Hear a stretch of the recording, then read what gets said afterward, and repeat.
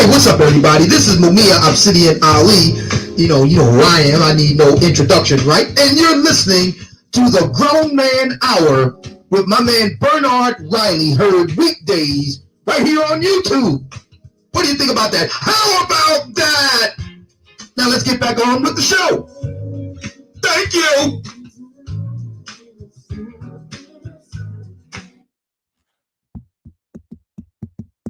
What's up, everybody? What's up? What's up? What's good? What's good? What's good? What's up, good people? I'm back. I'm back after I missed yesterday. I had some personal things that I had to take care of, but I am back on the air. I hope everything is sounding good. Hope my mic is coming through good. What's up? Let's get it in. Let's get it started. I know y'all used to the song, but ever since I'm playing this little monetized game here, I'm trying to avoid playing the music. Trying to avoid playing the music thus far. We'll see how it go. We'll see how it go. Want to get a little small taste, a little feel with a little bit of that ad revenue feel like. So I'm giving that a shot. But glad to be back. Had some personal things going on yesterday, but we about to get it in and get right into this yesterday. But before I get all the way started, I gotta do a couple little announcements, little small. Well, no, I shouldn't say small announcements because these are always big announcements. Big announcements because I posted yesterday that I picked up some new Patreons while on the air, so I had to shout out the show before last, NYC Songman became a $10 Patreon, and while I was on there yesterday, Perfect Blackness became a Patreon, and my man Harry Allen became a $25 Patreon. I think NYC Songman, yeah, he was a $10 Patreon, but somebody else just came through, and I don't even got his name on the list yet, but I gotta mark it down and shout it out. I gotta add his name to the list for the new Patreons that just recently hopped on board. Solo Traveler ORD is in the building and became a $10 Patreon. So I got to add his name to that list. I appreciate all your brothers who have pledged your Patreon support. I appreciate that. Appreciate that very much. Now let's do what I always do before I add Solo Traveler to the list. I always, as usual, have to shout out the early bird squad, those that made it in bright and early when the show was barely even started, those that came in and dropped a message. That would be my man Stoic One, the Mac the Trucker, Mr. Negative, the Negative Man with the one-word answer. The one-word answer to the title question, my man Phantom Adept, LF Third, D. Anderson, Excalibur, my man, Complex Design. Probably got to get him up here today, see if he want a piece of this action. Let's see, Soul Provider. I apologize. I gotta owe you an apology, Soul Provider. I confused your username with somebody else's name that was trolling me. I told y'all I'm bad at watching the chat, so yeah, and I had to, when I rewatched the show, I looked at you and saw all the stuff that you typically say. And I was like, well, who was the guy that had a similar sounding username that was saying some bullshit? And I pinned it on you, and I apologize for that. That was not you. So I do owe you an apology for that. Sugar G. Shout out to Sugar G. Perfect Blackness, Kenny Conjo, Big JT601, Bang Bang, Bounty Thug, D-Rock Den, Soul Provider. Yeah, my bad. I'm horrible. I'm horrible at watching the chat and remembering names and stuff. My bad on that one. My bad on that one. So the not too long ago, I did a show. and it was titled and worded. It's a big ass truck riding by. It's going slow as hell, and I don't know what they doing or what they selling, but they moving slow as hell and they're making a lot of noise. I hope y'all can hear that. But I did a show called "Would a Global Pandemic?" It was worded something of the sorts. Would a global pandemic bring women, well, put women back in their place? Now, yes, that was worded very controversial, deliberately controversial, because some people rightfully raise the question, well, what do you mean by put women back in their place? What was their place? People. I think Complex was saying something like that. And yeah, those are all good questions, but I worded it kind of controversial. But what I was essentially saying in that show is, if society falls and everything crumbles, which it doesn't appear that that's going to happen, we're getting a lot of deaths. People are dying, which is bad, which is absolutely positively sad. But as far as the wheels that keep modern civilization rolling, though, that's going to keep rolling. Going to be different. There's businesses closed. There's things that we would normally do that we can't do, and that's very unfortunate, and we're sad about that. There are problems, there are differences, but I think they're doing what they have to do to make sure that society doesn't crumble. It was a brief moment when we went to the grocery store and you could barely buy bread or meat. I went in there, the Walmart and the Kroger by my house, or closest to my house. You could barely get meat. The only meat that I could get was the stuff that I normally don't buy. The stuff that, that I feel is just overly priced and, don't get the bang for the buck. So that was, that shit that you pick up and put back down. Like, I ain't buying this shit. They got something over there that's going to get me just as full for half the price. Shit like that. That was the only thing left on the rack as far as meat. And there was no bread. And Complex said giblets. Oh shit. Viewers, support the stream with the free like or cash app. Thank you very much, Kenny Kanjo, for posting that. And yes, you certainly should indeed hit that like button on your way in. And let me pull up the YouTube feed right now while I'm talking, while I'm, working my way into the meat of what I'm talking about today. Let me pull up the YouTube feed so I can check that out. We got 48 people watching, 23 likes. Let's get the likes up. Let's keep the likes moving at a nice little steady pace. As I can see, my subs have went up to, I'm at 1,320 right now. So I want to thank everybody who have subbed. I appreciate all of you brothers and sisters for that. But moving right along, back to the giblets. It was a moment when we went in there and it was like, oh shit, we can't get bread and meat out of the grocery store. So when we're in there in that situation, then it legitimately put us in a place where will we be able to get it tomorrow? What about the day after that and the day after that and the day after that? So that's where the conversation started happening and started really being talked about and discussed about whether or not society was going to break down. I talked about how I went and, had to make sure that I had enough, had to make sure I had some weaponry. I'm no gun person. I know the basics. I can protect myself, but I ain't no guy that can open up a big ass closet and look like I got, the same amount of, supply that Rambo and Scarface got or something like that. No, I ain't that dude. But I got, as far as weapons, I got just enough here to, to protect myself in the event that somebody tried to come through the window. I can make him turn around and go the other way. So, but everybody was rushing out there to get guns. I was talking about how I did a little ammo run and it failed twice, 2 or 3 times before I could finally actually get some ammo. So shit was getting out of hand because people were panicking.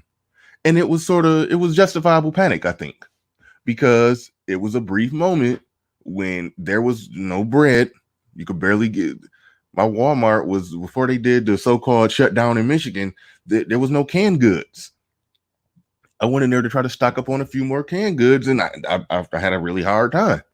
I had to buy some canned goods, some shit that I normally wouldn't buy. You know, some weird shit. I don't even know what the fuck it was. It was some food in a can. I suppose it's edible. I don't know. I might open it someday. But it was so yeah, it was looking like that for a while.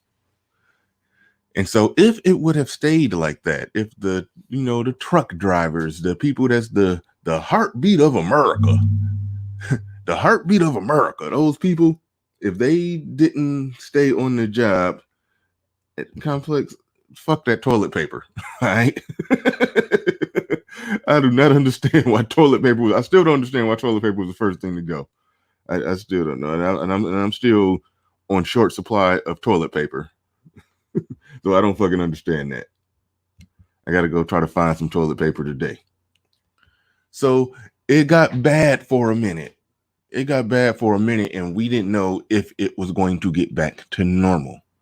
So in this space where a lot of men, myself included, talk about women, much like how Sports Center talks about sports and athletes, their news kind of shifted over to, well, how does the coronavirus affect athletes? And they start talking about that and how seasons came to an end and seniors didn't get to finish out their final game and all of this or all of that.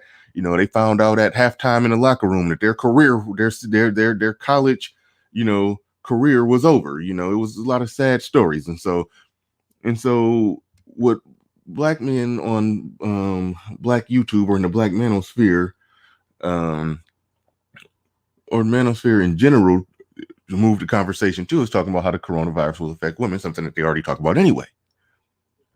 And I think it was a fair conversation when we were talking about whether or not society will crumble and fall apart and all of that, and how will that change more or less the social contract between men and women? Because if shit hits the fan and the lights go out and the shooting starts, and a woman with a man, it puts women back in a situation where being with a man that ultimately becomes her salvation, so to speak. And I know a lot of people came up back then. I remember GA Boy came up, hey, it's some women that know how to shoot a gun too, or blah blah blah, this or that. Well, me and my woman, because we don't live together, but she's just the quarantine. She's been staying here. We've been quarantined together, and it don't matter what happened or how it happened. If let's just say if it did get that bad and you couldn't get food from the grocery store anymore, and it did get to a situation where people were fighting and shooting over canned goods and shit. If somebody's outside the house trying to figure out how to get the jump on us, I got to answer that door. I got to answer the call. I got to figure that's my problem. When they talk about how women want to make decisions and be in corporate offices and do all these big, mighty, I am woman, hear me roar things. But when it comes down to real decisions that mean life and death, family surviving or not surviving, women don't want to do that. And they shouldn't have to do that. And that's cool. This isn't me throwing shots at women. People overblow female nature, but that's something where I will say, that's not in their nature. Now, a woman will fight with her back against the wall. Don't get it twisted, but I'm just saying in general, I just got the image in my head of Malcolm X, he had that, I don't know what the fuck that was, an AK-47, sitting at the, leaned over looking out the window with that big ass, whatever that was in his hand. That's the image in my head that I got. That's how, in that situation, that's how most men would have to be, and the woman would be in the back hiding. Ideally, that's how it should go. Yes, you should protect your woman. Absolutely. And we got Black Wolf Inc. came in with a $10 super chat. I almost called it a cash app. I got to change my way that I communicate. I always say cash app, but a super chat. He says, what you should be asking, has the coronavirus changed or exposed women's nature? A lot of women are going to lose their business, and that's hair, nails, and makeup. The next few months will be lit. That's interesting. I see what you did there. I see where you're going with that. And I was probably going to get into that myself. and I can't talk and type at the same time, but I said I gotta add the new Patreon to the list that you see scrolling across the screen. So I'll probably do that. Probably do that after I open it up. But as I was saying, there was legitimately a brief moment. But thanks for your comment, Black Wolf Inc.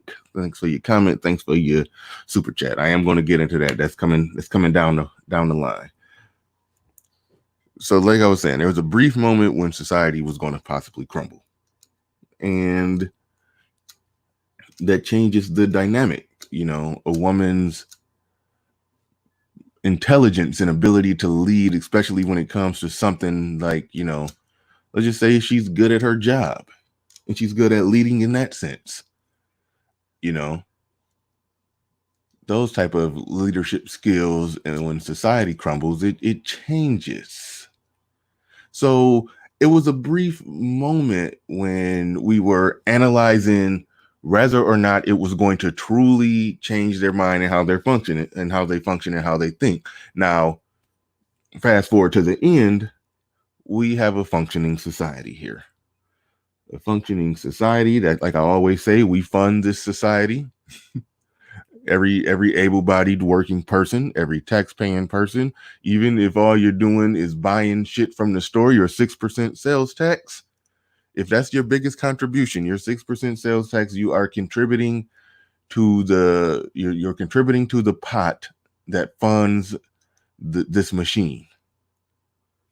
And this machine, as far as I can tell, will not die, will not fall over, will not crumble.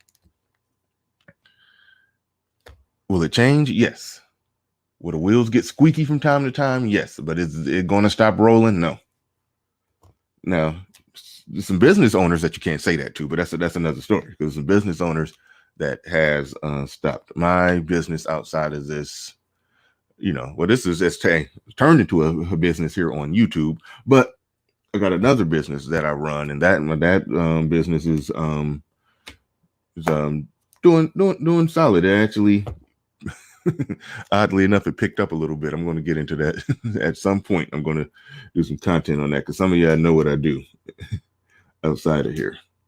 However, getting back onto the point. So society didn't crumble, and now a lot of critics of the Black Manosphere were pointing out that y'all was doing this when it was going to be food stamp gate, the food stamp apocalypse. Donald Trump got elected. Oh no, he's going to take away their benefits and they're going to come crawling back on their hands and their knees, acting how they supposed to act and doing what they're supposed to do. Well, that didn't happen then, and I was pretty confident that it wouldn't happen now, even though walking into that grocery store and seeing no bread, no meat, and barely canned goods, that did scare me a little bit. It made me think that, because it was looking just like a movie. It was looking just like a movie. People walking around with masks, empty shelves, people moving extra fast, trying to hurry up and get out of there. It was weird.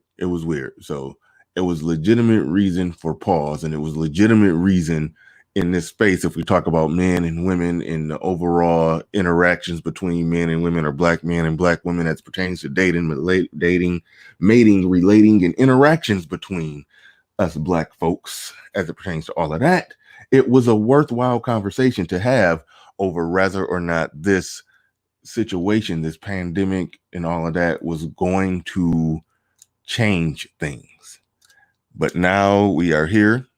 A lot of people got their $1,200 wired to their bank account.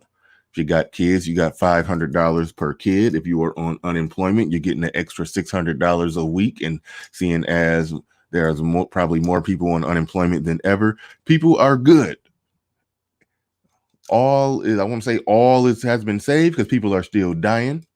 There's, it's different types of people that are not social distancing. There's the Negroes who still want to have a block party here and there. And there's the white Republicans who this is America. and these are my rights, and they want to still go and it's they're fighting against social. They making a little political protest against social distancing like some idiots. It's all kind of ignorant shit going on where people are still spreading the disease. It's all kind of shit like that going on. So all is not well. More people are still going to die. More bodies are going to hit the floor. That's going to happen. But as far as the social contract between men and women, that is going to stay exactly the same as far as I can see. Now, there's some guys who have noticed that there's been some differences. A lot of people was talking about, hey, it's more matches on Tinder. I called it from the start. I think O'Shea may have did some content on this, but I called it from the start. As soon as they said that more people will, okay, hold on. Let me make sure I circle back to what I was about to say about Tinder, because we got the Prince of Darkness coming in here, David Monroe. He ain't got nothing nice to say. The worst is yet to come. Dun, dun, dun. What the fuck? Oil is at negative value. They are paying people to take their oil and store it. The ripples from that will be horrific. There's some truth in that.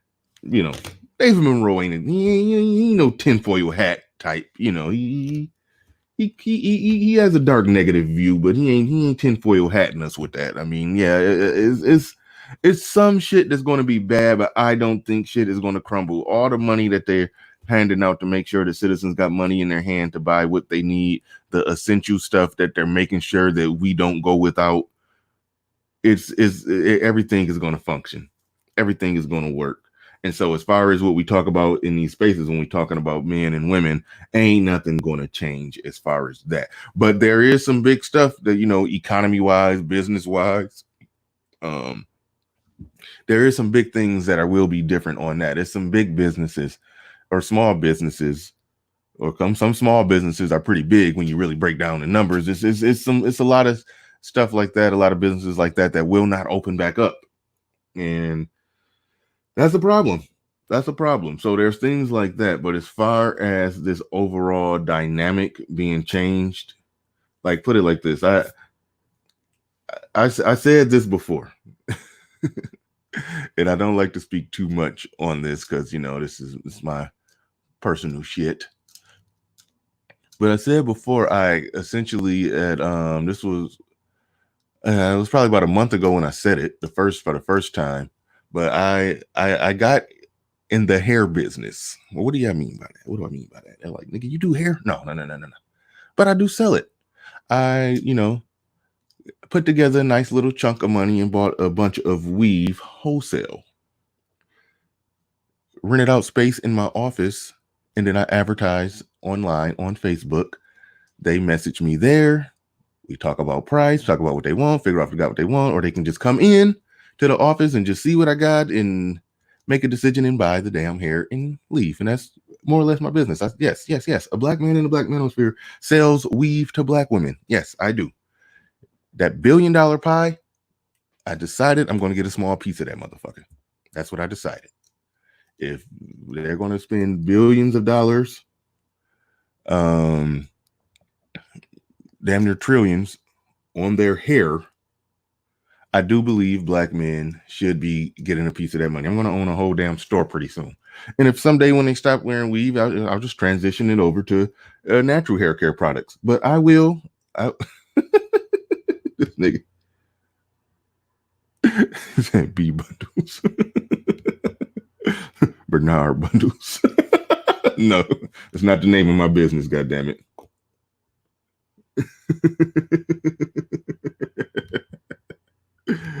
Yeah, stupid. Yeah, y'all made me miss a Cash App listening to you Negroes. But long story short, the reason I brought that up is that when them stimulus checks hit, what was the first thing they did? I got my stimulus check. I got my stimulus money. And I got money for me. I got $1,200 for me.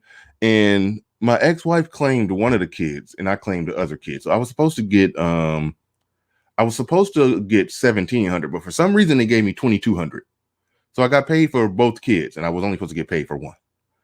So in the event that my ex-wife called me talking about, hey, she only got $1,200, she didn't get $500 for one of the kids, I'm just going to text her back that Kermit the Frog tea sipping meme. It's none of my business. They gave me too much money and they shorted you. You need to take that up with the IRS. They ain't got shit to do with me. But but anyway, so I got broke off a little $2,200 when the stimulus hit. And then I got broke off a little extra money on the back end because a lot of the women that had to buy they need a weave. No, just playing. That's why I don't talk about it, because I don't want to be making fun of my customers. That's why I avoid talking about it on here. But yeah, that is true. They I got a little extra. I got a little piece of their stimulus check too, because when they stimulus check dropped, that's what a lot of them did. They went and bought weave. And I'm saying all of that to say there ain't a damn thing changing in this piece. All right. They're doing, if they buying weave with the stimulus check, the mindset of women have not changed, and they're still doing the same thing. And the woman in the thumbnail that you can see with the mask on her face, how she all did up sexy, got a little handbag matching the mask on her. They some of them just trying to be cute with this thing. They ain't thinking about nothing serious. But oh yeah, no, black men all day. We should be owning hair stores. We should be owning if our women, and yes, I will say our women, if they spending their money on it, we should be making that money from it, not some Asian Chinese men. So yeah. So I'm in that business. I'm doing all right. It's not as easy and lucrative as you 100% think. It's some odds and ends to it to try to turn a profit. But yeah, I'm in that game. It's an easy game. That's why I don't respect the drug dealer, because it's shit, just like how they flip a bird, flip a brick, flip a whatever the drug dealer lingo is. You could use that same 5,000, 2,000, however many thousand you pay to buy whatever you pay to buy whatever you buy to try to flip it in the street. You can find something that people are naturally wearing on their head or on their feet or around their neck, and use that same money to buy that product in wholesale and sell it legally and not have to worry about doing 20 years in prison. That's why I can't respect the drug dealer. You're just stupid. You're selling drugs and you're doing all that because of the thrill, the lust of doing something illegal when you could be the same hustler but do it legally. That's exactly what I'm doing. But anyway, let me read this super chat. Hollywood would have to change. Black Wolf Inc. says Hollywood would have to change now because they will lose 20 billion. Oh, 20 billion because of this. We may finally get good movies and or less agenda-driven films. That's deep. Yeah, that's the shit where it's wild out there. It's wild out there. Shit is changing. Now, I wasn't looking at your comments for a while.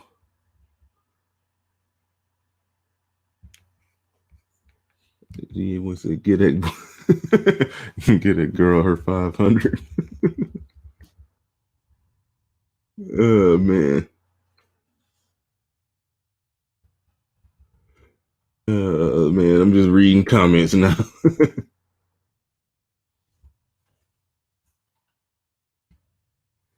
Yeah, complex. That's where I'm at. That's I mean that I don't says I don't date women with weave, but I'll sell them some. Yeah, no, that's real talk.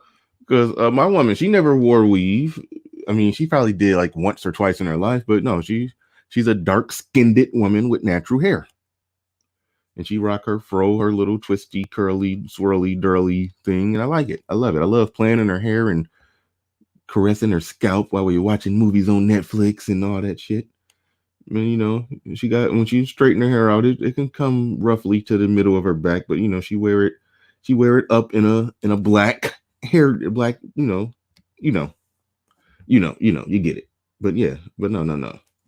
Only time she really wore some weave, when I started selling it, she wore some of it to model it, to take some pictures of her on the website wearing the weave and all of that, and the Facebook page and all of that. But yeah, I'm just reading I'm just reading some of your silly comments, laughing about that. Oh man, yeah, crazy out here. Y'all are crazy out here. I got off topic, but no, I'm saying that to say, I'm bringing that up to say that ain't nothing changed in the spending habits. You know, that stimulus check and the $600, if you're on unemployment, as seemingly most people are, that $600, that extra 600 a week, they got some people straight. You know, people who wouldn't really making that much money, they straight off that $600 a week. Got a little extra 1,200. Like, so people got money now. People got money, and people are doing okay in this situation. There's some people who doing bad, but enough people are doing okay, and it's not as much entertainment money spending going on to where it's, you know, to where it's harder to waste money nowadays. So people are doing okay. So nothing is going to change as far as, you know, social contracts. Ty City says, stop talking bad about black women. I don't know what you're talking about. I love my beautiful black queens. I don't know what you're talking about, man. And read another comment from my man, Caesar D. Says, cocaine sells itself. Most guys gravitate to the hustle because of the ease, danger be damned. Most guys in the streets can't think their way out of a paper bag. People overrate the business savvy. Ooh, overrate the business savvy of the drug dealer. That's a good one. That's a good one. The only way a drug dealer got some true business savvy is if he's, you know, if he's high up there. You know what I mean? If he's high up there, like we've seen that in movies, you know, where they got to run it like a business, but just the little local dude just standing on the street, yeah, yeah, he just standing on the corner, the nickel bag king, yeah. The business savvy of that dude is not all that great. Somebody ran the numbers on that shit, how the amount of time that they put in it, driving around out all day, the amount of risk, how they walking around with, like, every time, every moment that you got it on you in public, it's like you're on the clock. So somebody, actually is my woman, because she kind of smart like that, and she will run the numbers on anything. She's a math person. I'm going to get into that, how women being good at math in this modern society, yeah, they can get a good job and make some good money. But if society crumbles and breakdowns, it don't matter how good she is at calculating and remembering formulas and all of that shit, because society is broken down, and now she's a woman in need of protection of a man. But a woman can function just fine in society today, just knowing, you know, just being smart and knowing how to use her intelligence to get a good job and make some money. Now, she ran the numbers on that, calculating it. She was calculating it for a friend. She was calculating it for somebody, explaining how this doesn't make any sense that you're doing this. The amount of time that you're on the clock versus what you actually make versus the risk, multiplied by this, divided by that. You know, she put out a whole equation and said you're practically making minimum wage when all is said and done.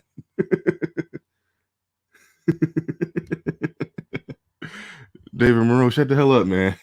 Some women can't math. Everyone knows this, but there's some that can. All right.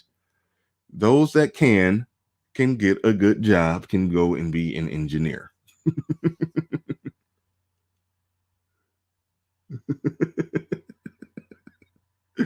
Oh man, y'all ain't shit. You niggas ain't shit. But yeah, the Nickelback King get viewed as the same type of hustler, like he Tony Montana or somebody, like he the Godfather or something. No, you the Nickelback King, dude. You ain't doing shit. All right. But anybody who done invested $1,000 in the drug game, I mean, yeah, you could spend that same $1,000, buy a bunch of weave wholesale and sell it to women and not risk getting shot or having the police on your ass. So yeah, there's that. There is that. But anyway, like I was talking about, society crumbling. Society. Oh no. I was on this Tinder thing. A lot of people talking about how they're getting more matches and responses on Tinder. All that is that because women are at home and they're bored. And when women are bored, they go on dating apps and they swipe and they talk and they chit chat and they got a perfect setup situation where no, they're not going to come see. They're just using you as a quarantine text buddy. Basically, that's all that's going on here. Quarantine text buddy. They're using you for the same attention that they were already using you for before. So the coronavirus haven't changed anything as far as the overall dating, mating, relating, and interactions between men and women. Because most women, they got the one dude that they shouldn't trust, but they got the one dude they trust to come over and drop off some dick during the quarantine if they ain't bunkered down quarantined with him. And they not about to have unless they stupid, they not about to have a revolving door of guys coming in and out. So there, and so basically everybody else is just placeholders for attention. How you know them agents won't shoot you? Oh, because I'm in the weave business. Well, I got a gun too. I don't know, but they more than likely not. They more than likely not. I mean, we don't hear about agents pulling up riding on niggas like that. Like so that's nothing. That's nothing to worry about. Now, if you selling drugs on somebody's block, then that's one thing. I still got that join the team banner up there. I didn't even mean to have that up there, but since it's up there, let me shout out my other Patreons. Let me shout out the Patreons. And I got new ones. I got a new one, but I can't talk and type at the same time. But I do got a new Patreon that I got to add to the list. Just became a $10 Patreon. And I'm about to do that right now. So it's going to be a small pinch of dead air while I actually attempt to, hey, I'm doing it. I'm riding the bike with no hands. I'm saying one thing while typing another thing. And yeah. See, and I misspelled a word. Solo Traveler. The Solo Traveler ORD. Yeah, I feel like I just rode a bike with no hands for the first time. I was talking about one thing and typing another thing. So now I got my man Solo Traveler added to the list thanks to the newest Patreons coming on. The Solo Traveler ORD. I don't know why I put that off so long to put that on there, but there it is. There it is. There it is.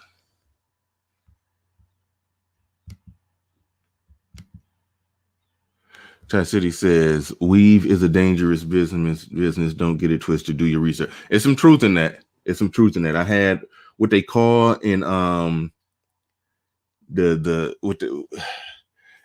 if you've done blue collar work, I had what they call a near miss, where something seemed kind of fishy. Because, like I said, I advertise online, and then they could basically come to my office and buy, what they need. But normally, chicks like to ask a lot of questions. They like to, they want to know the exact length, the exact texture, how much it weigh, the exact price, the exact this, the exact that. They want to know all kind of details before they commit to driving over there to actually buy something. Well, there's one chick, she just put it like this. If you meet a chick, let's say you meet a chick online and she make it just too easy for you, and you could look at her pictures and tell, dang, she look kind of hood too. And I only text her like 2-3 times and she already just rolling the red carpet. I want me to come to her house at night. If you ever had a situation like that with a chick you met online where she just made it too easy, you like, man, this some setup shit. And then you have to leave. If you never left some pussy on the table because it looked kind of sketchy. I had a situation like that with the hair game, with the weave business, man. This chick, she made it too easy. Like she said, "Oh, I'm on the way. I'm about to drive there," because I had some pictures up where she could see that, a lot of chicks do what I do, but they ain't really doing it right. A lot of them, they just got 5 bundles of hair they trying to sell. No, I paid, some, I ain't gonna say exactly how much, but I dropped some thousands and bought a big bulk wholesale order. And I got, and just so, to show my legitimacy, I got the pictures up, you know, in the advertisement, so she could see right there that it was a bulk order, like sitting on my desk, and she was asking questions, and I was like, yes, I still have all this hair. Yeah, and she was just like, oh, I'm on the way. I'm like, what? You on the way? I'm like, what do you mean you're on the way? but then, you know, we talked a little bit more, and she was talking about she was driving from one city to another, like a 30-minute drive, and just on the way, we didn't really talk about price. We didn't talk about what length she wanted. We didn't talk about what type of hair she wanted. We didn't talk about nothing. It's just like she just made it too fast, too quick. Now I looked at her Facebook page, and this chick appeared. She was a damn stripper. And it was just so much sketchy shit in her, you know, looking at her Facebook pictures. I was like, man, this stripper chick with no details, don't know what I got, don't know the price, don't know if I got exactly what she want, don't know nothing. She just asked, where was my office located, and she on the way. And it was getting closer towards nighttime, because, you know, I was like, nah. So I had to cancel that one, because that one I felt like she was gonna come in. She was about to ride down here with her her Pookie and Ray Ray boyfriend. I felt like I had the hair on my back stood up. It was a yep, GA boy know the deal. She was sending the goons. Like, yeah. Yeah, so it was, and so in the hair business, you got to be careful like that. If you open up a hair store, you got to be careful like that.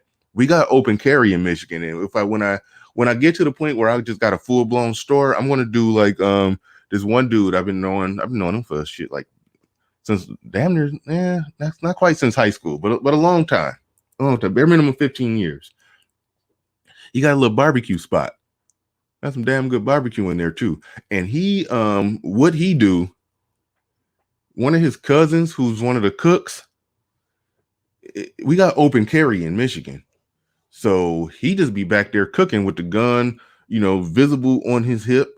And sometimes when he come out into the dining room, well, it ain't really a dining room in there, but the area where you order is somewhere you could technically sit down and eat in there if you want to, but that ain't what kind of spot it is. But he walk out there with the gun visible on his hip, you know, or he be in front of the business with the gun visible on his hip. So basically the word is out that if anybody trying to go in there and rob the little barbecue joint, you know, the chef and somebody else back there literally got a gun right there on their hip, locked and loaded, ready to go. And it's unfortunate that with black folks, when you run in black business, you got to be like that. You got to have that mindset. You got to run a business with a gun on your hip. And that's the reason why the successful, educated black people among us, they would rather go and work for the man and make six figures than to use their same talent, wisdom, and knowledge and start a business in their community and build their community and employ their people and do all of that. They would rather just go make six figures working for the man than to be out here trying to sell fucking shit linen and barbecue neck bone sandwiches with a gun on their hip. That's part of the reason why the black community and the businesses, shit ain't looking how it is, because those of us that got the talent, knowledge, and know-how to actually get some shit done don't want to deal with niggas.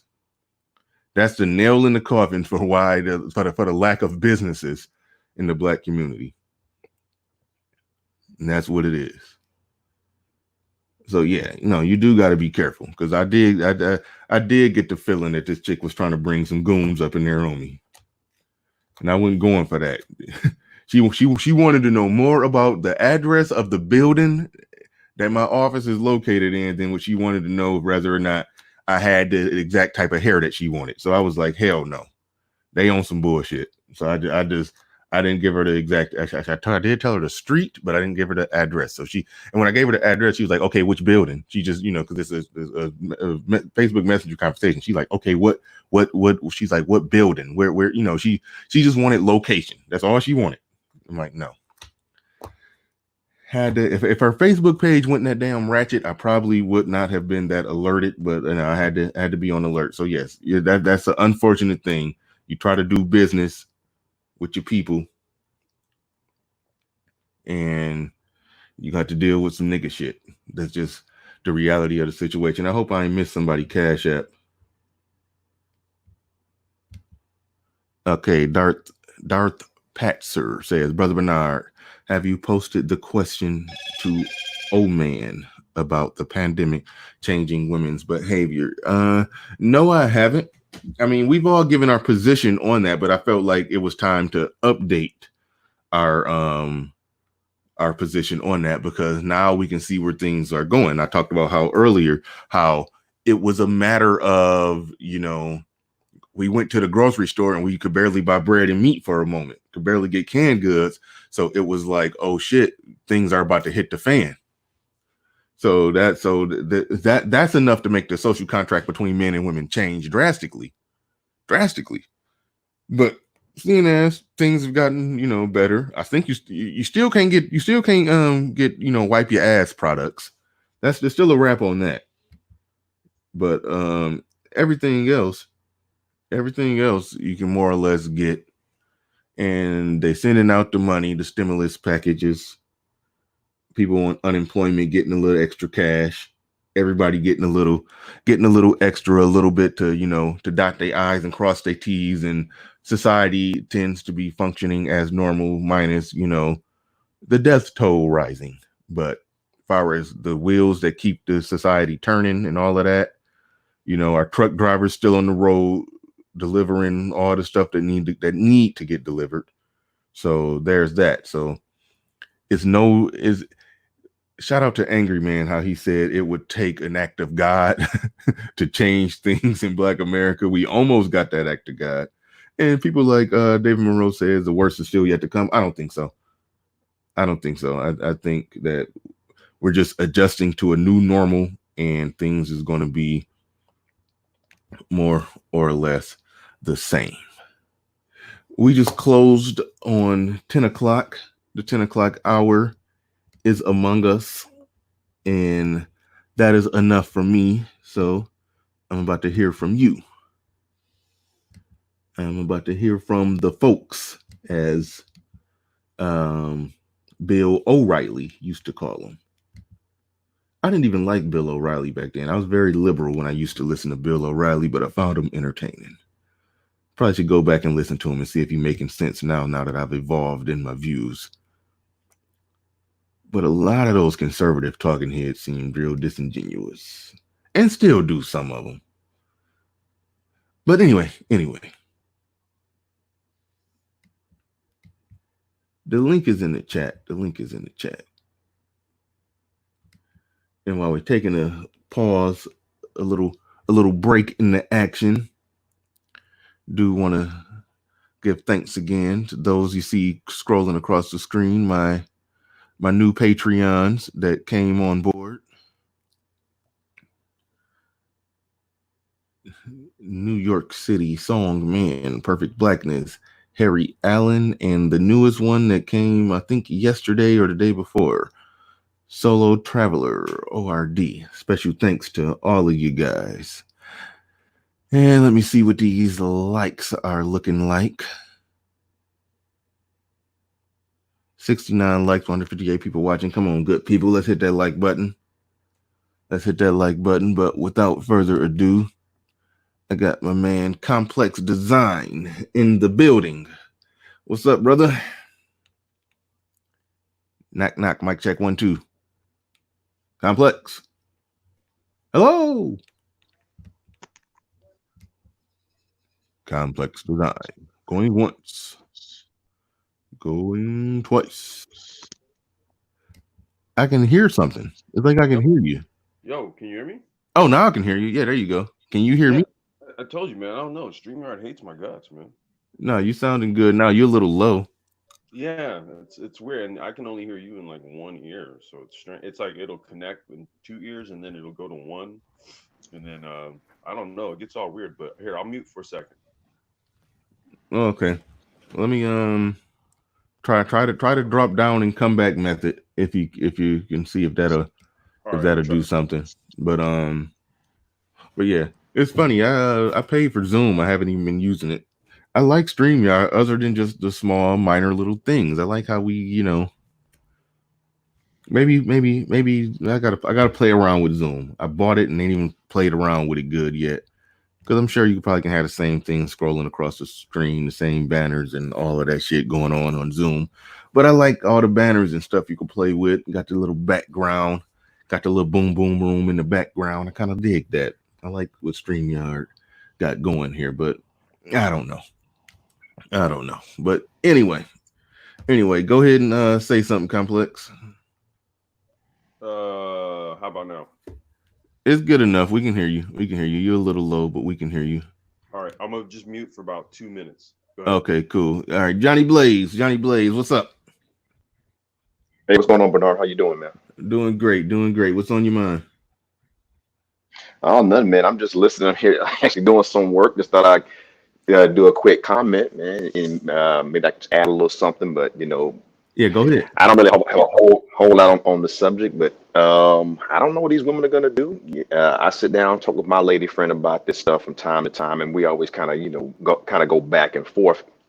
And I notice is that when I kind of lay out the story of what's going on, she'll take the perspective of, well, these guys are doing such as I says, I understand we have, good and bad, bad men, bad women. I said, but look, I am telling you the story from my perspective. I need you to let me get the story out of what's going on.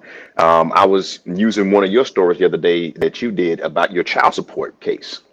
Mm-hmm. And we were having a conversation about this, and I was trying to explain what was going on.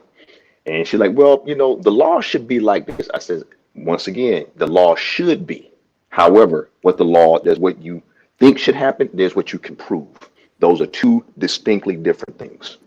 And a lot of times folks don't want to get in that mindset. They want to go with that whole feeling, what I feel it should be like this. I'm like, that's not how society works. We work on what you can prove, what is tangible. Right. So, yeah. So that's my viewpoint. Yeah. That was a good show the other day. I'm gonna say yesterday, but yeah, that was on Monday. Yeah, we a lot got laid out on that show, and women have their opinions about that stuff. And one thing that I always say, I think I said this on the show. They be like, well, the law need to be like this. Well, y'all need to do this, or y'all need to get this on the ballot. I'm like, wow, so you can vote against it? Don't pretend like you want us to actually do that thing that you're saying we need to do. You're going to vote against that. Yeah. But anyway, GA Boy in the building. What's up, man? What's up, fellas? How y'all doing? You can hear me? Oh yeah, we can hear you good. What's on your mind? What's going on, Complex? Not much, man. I had a little time today, man. I've been busy, man. I've been crazy busy, man. I work in the logistics field, so I haven't had much time to hop on or listen in to a lot of you guys. But I saw your topic today, and I mean, you know how I feel about it, Bernard. I've been said, from the jump when it first took off, man, this shit ain't gonna change nothing.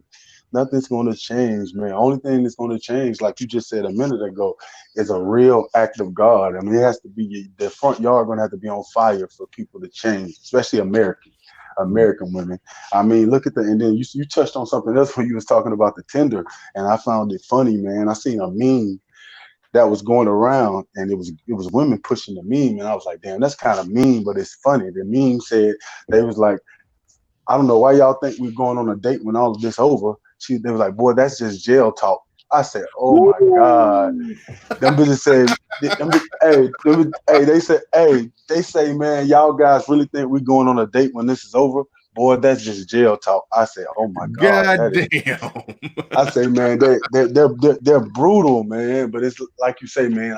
I've been saying from the jump, nothing was. I mean, you had some guys, they're going to kowtow, man. That would never happen until they're about to die. If something's on fire, at the end of the day, men and women, I think both. We're going to mess with who we want to, bro, and that's just what it is. And that's just, I don't care what's going on.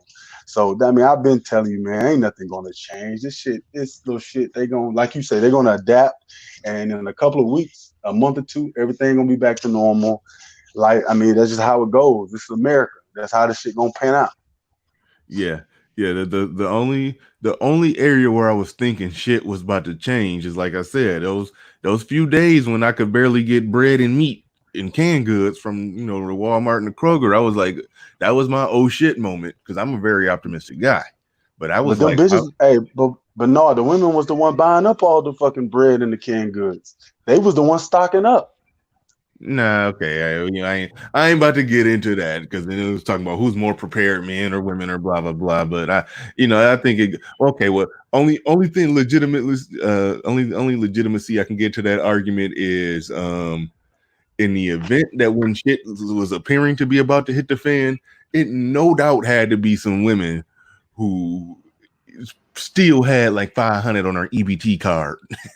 So that's probably how a lot of them was stacking up. But just man for man, woman for woman, all things being equal, I think that women more likely we know women spend more money on more bullshit than men do. So I think on average, the average man, two people both making, let's just say 50K, that man more likely was in position with extra cash to go stock up. But the poor guy that ain't got money to stock up versus a poor woman that don't got money to stock up, okay, she got an EBT card. So that's the validity I would give that point that yeah, some women probably was stocking up and buying up a bunch of shit because they got that EBT, but I don't know, but that situation there, and I don't even think that would matter that much because if shit was about to hit the fan and they did stock up, let's just say if it would have never got restored, because you can go get bread, meat, and canned goods from the grocery store. Now, let's say if that shit would have never got restored, if it would have never got restored, and then in 2-3 weeks when that shit gone, now what? That's why I was thinking shit might hit the fan and the whole social dynamics between men and women may change. But You left something out country, there. this country ain't gonna fall apart like that. Well, hold on. Well, we got David Monroe in here because David Monroe think the shit still. He's sitting back like obsidian, hoping that shit hit the fan. So go ahead. I'm not hopeful. I'm just watching the clock tick. There's no hope. It has nothing to do with my lack of faith. It's just I see where things are headed. And you left something out, all right? If you're talking about a woman who has that much money on her food stamp account, that means she has children to care for. You're not getting that money stocked up on your own. And if you have kids, you have probably multiple kids still for like $500, all this money to blow. You have multiple children versus the single poor guy only has the responsibilities he chooses most likely because he's single and poor. That's interesting. That's Yeah, interesting. he's way more mobile. He's way more able to cut losses and move on in these situations where the woman, with the food stamps stocking up, she's essentially stuck, and she's stuck and running out of options. Like, what are you gonna do? You gonna all your kids gonna like travel to the next town over to go search for if the food pantry's open? Like, these are the decision making that's gonna start coming up soon. Yeah, well, you say that's going to be happening soon. Well, because it's happening now. There are food pantries in this country right now that have run out of food, lines going down the block and shit like that. Yeah, but you can go to the grocery store and get and go and get more canned goods. As long as they ain't shut down EBT, they gave everybody the 1,200. If you on unemployment, you getting an extra 600 a week. So people are doing. It's some people in some situations that are doing bad, but it's some people who are in a situation where they're sustained. Well, you So got to figure if you're already willing to like depend on food pantries, then your situation must be dire. I mean, it can't be good for everyone if that's really if there are lines of people, stacked up outside of food pantries, it can't be that great. I don't know. I don't see shit hitting the fan. I don't see it. I don't see it. But let's pass the mic to the general and see what he got on this. What's What's up? going on, Mr. Bernard? What's happening, boy? What's Peace and happening? What's blessings on you, man. I see you continue success. You keep rising. Hey, listen, what's up, fellas? Hey, check it out. So the Army, I work with the DOD.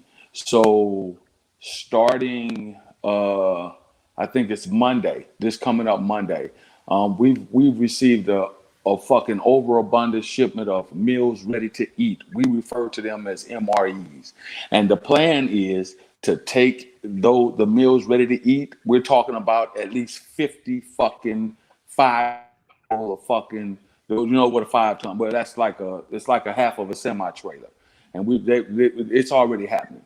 Yeah, it's happening. We've already started to pass them out on the installation.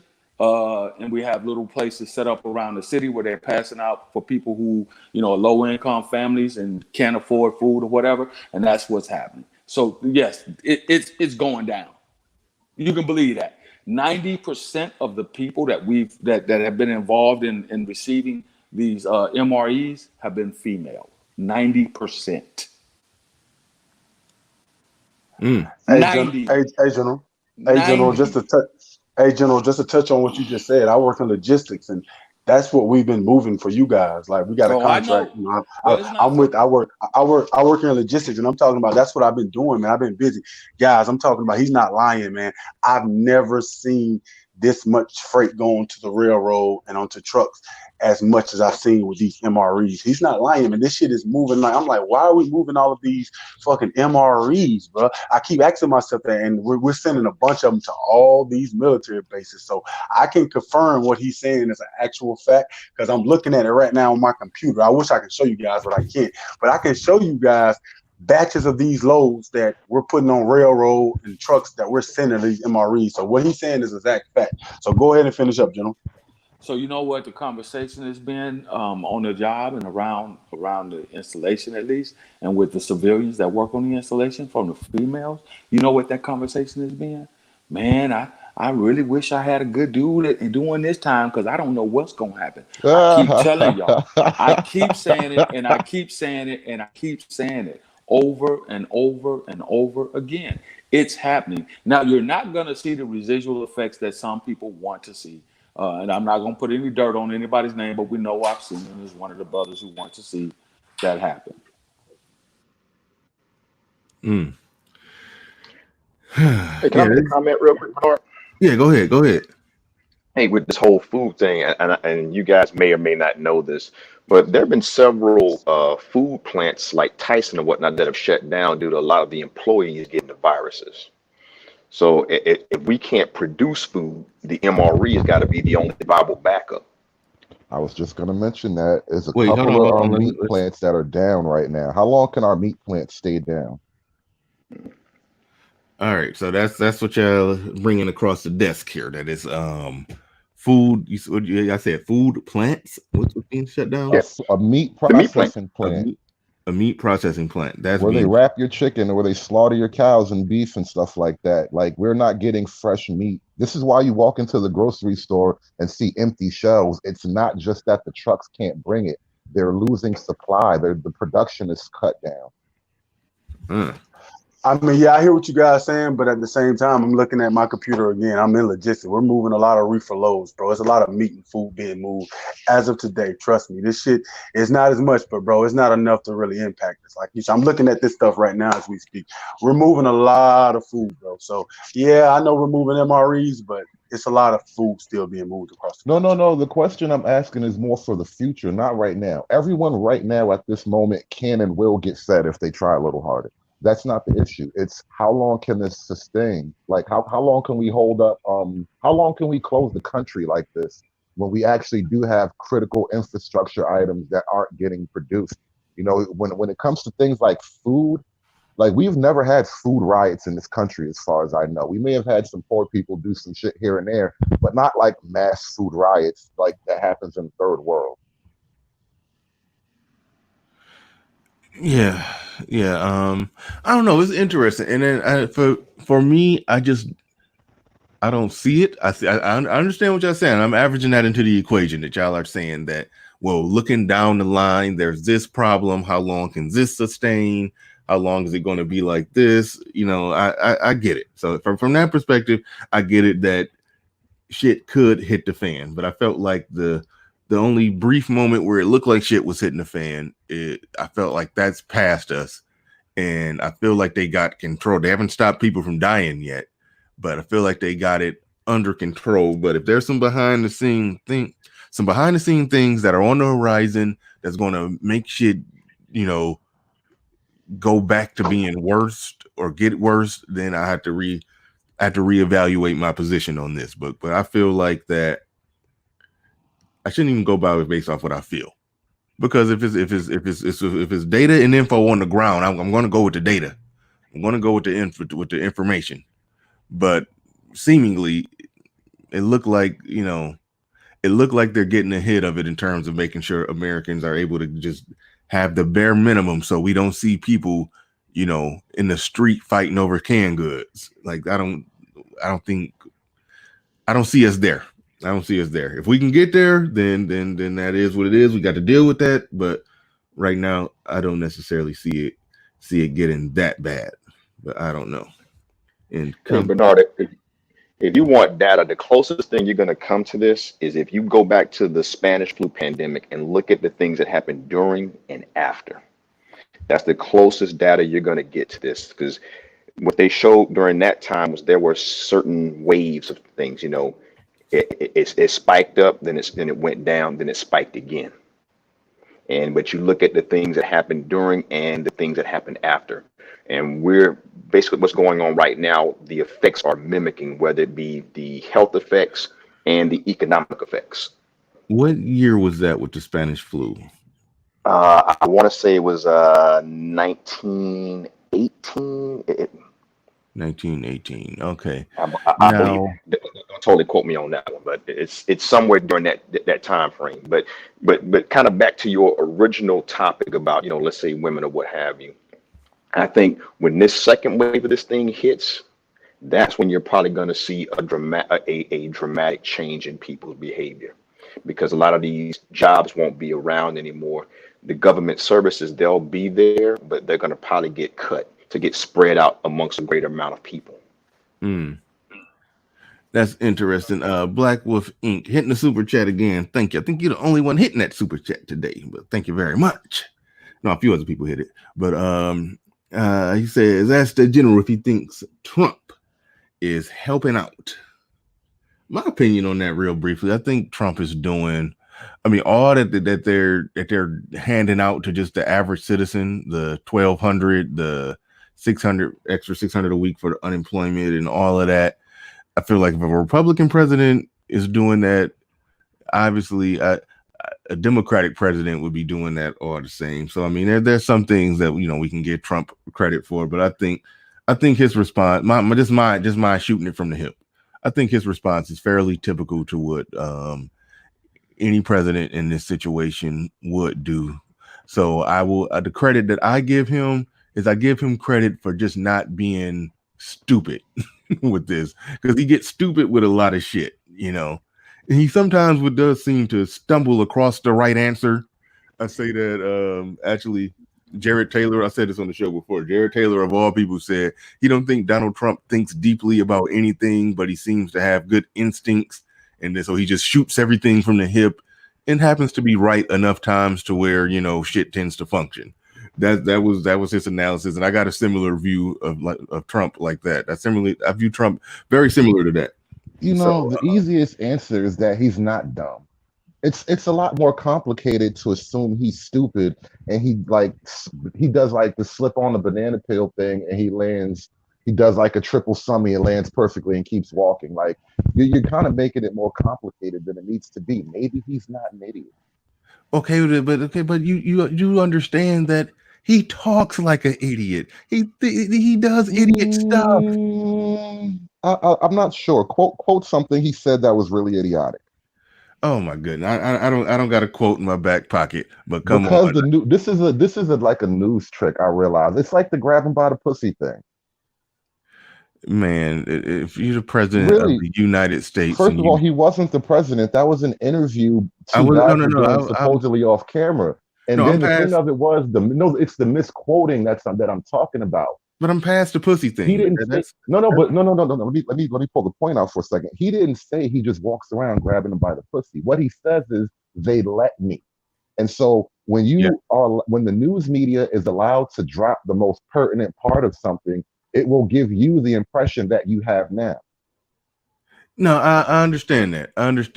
And I don't just sit because I'm not one of those people I'm not a Trump hater to where I remember all of his blunders and just can pull them off the top of my head. So I honestly don't remember. But I do know I will read a tweet and be like, what in the total fuck did he just tweet at 3 a.m.?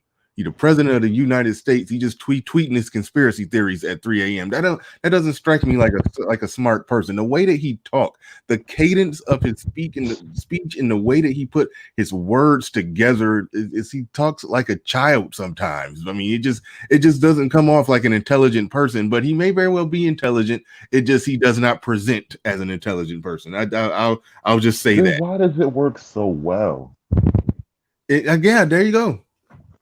Okay, I mean, I'm with you. I'm not arguing that what he's doing is working. I mean, okay, he's a billionaire. It's hard to say that there's a dumb billionaire, even though he was, given more than the average person. I think somebody said he was born on third base. He's acting like he, But I mean, he may have been born on third, but he lapped a couple of times by now. You know what I mean? He didn't walk the bases on his own a couple of times by now.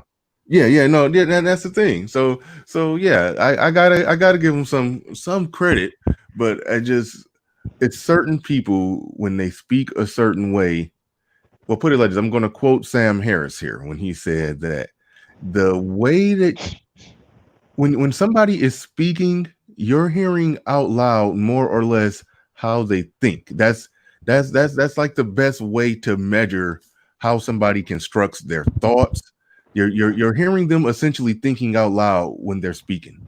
And the way that Donald Trump speaks does not reflect somebody who has a lot of intelligence, a lot of, sharp neurons firing up there. Like when he talks about something, and we talked about this on his show, if he got to describe something and what he could be asked a specific detailed question about, let's just say ISIS or something, and he's like, oh, they're bad, and I'm going to stop them because they're bad. They're the worst, and I'm going to stop them. And only I can stop them. Hold on. Yes. I'm the only one that funny can as stop hell. them.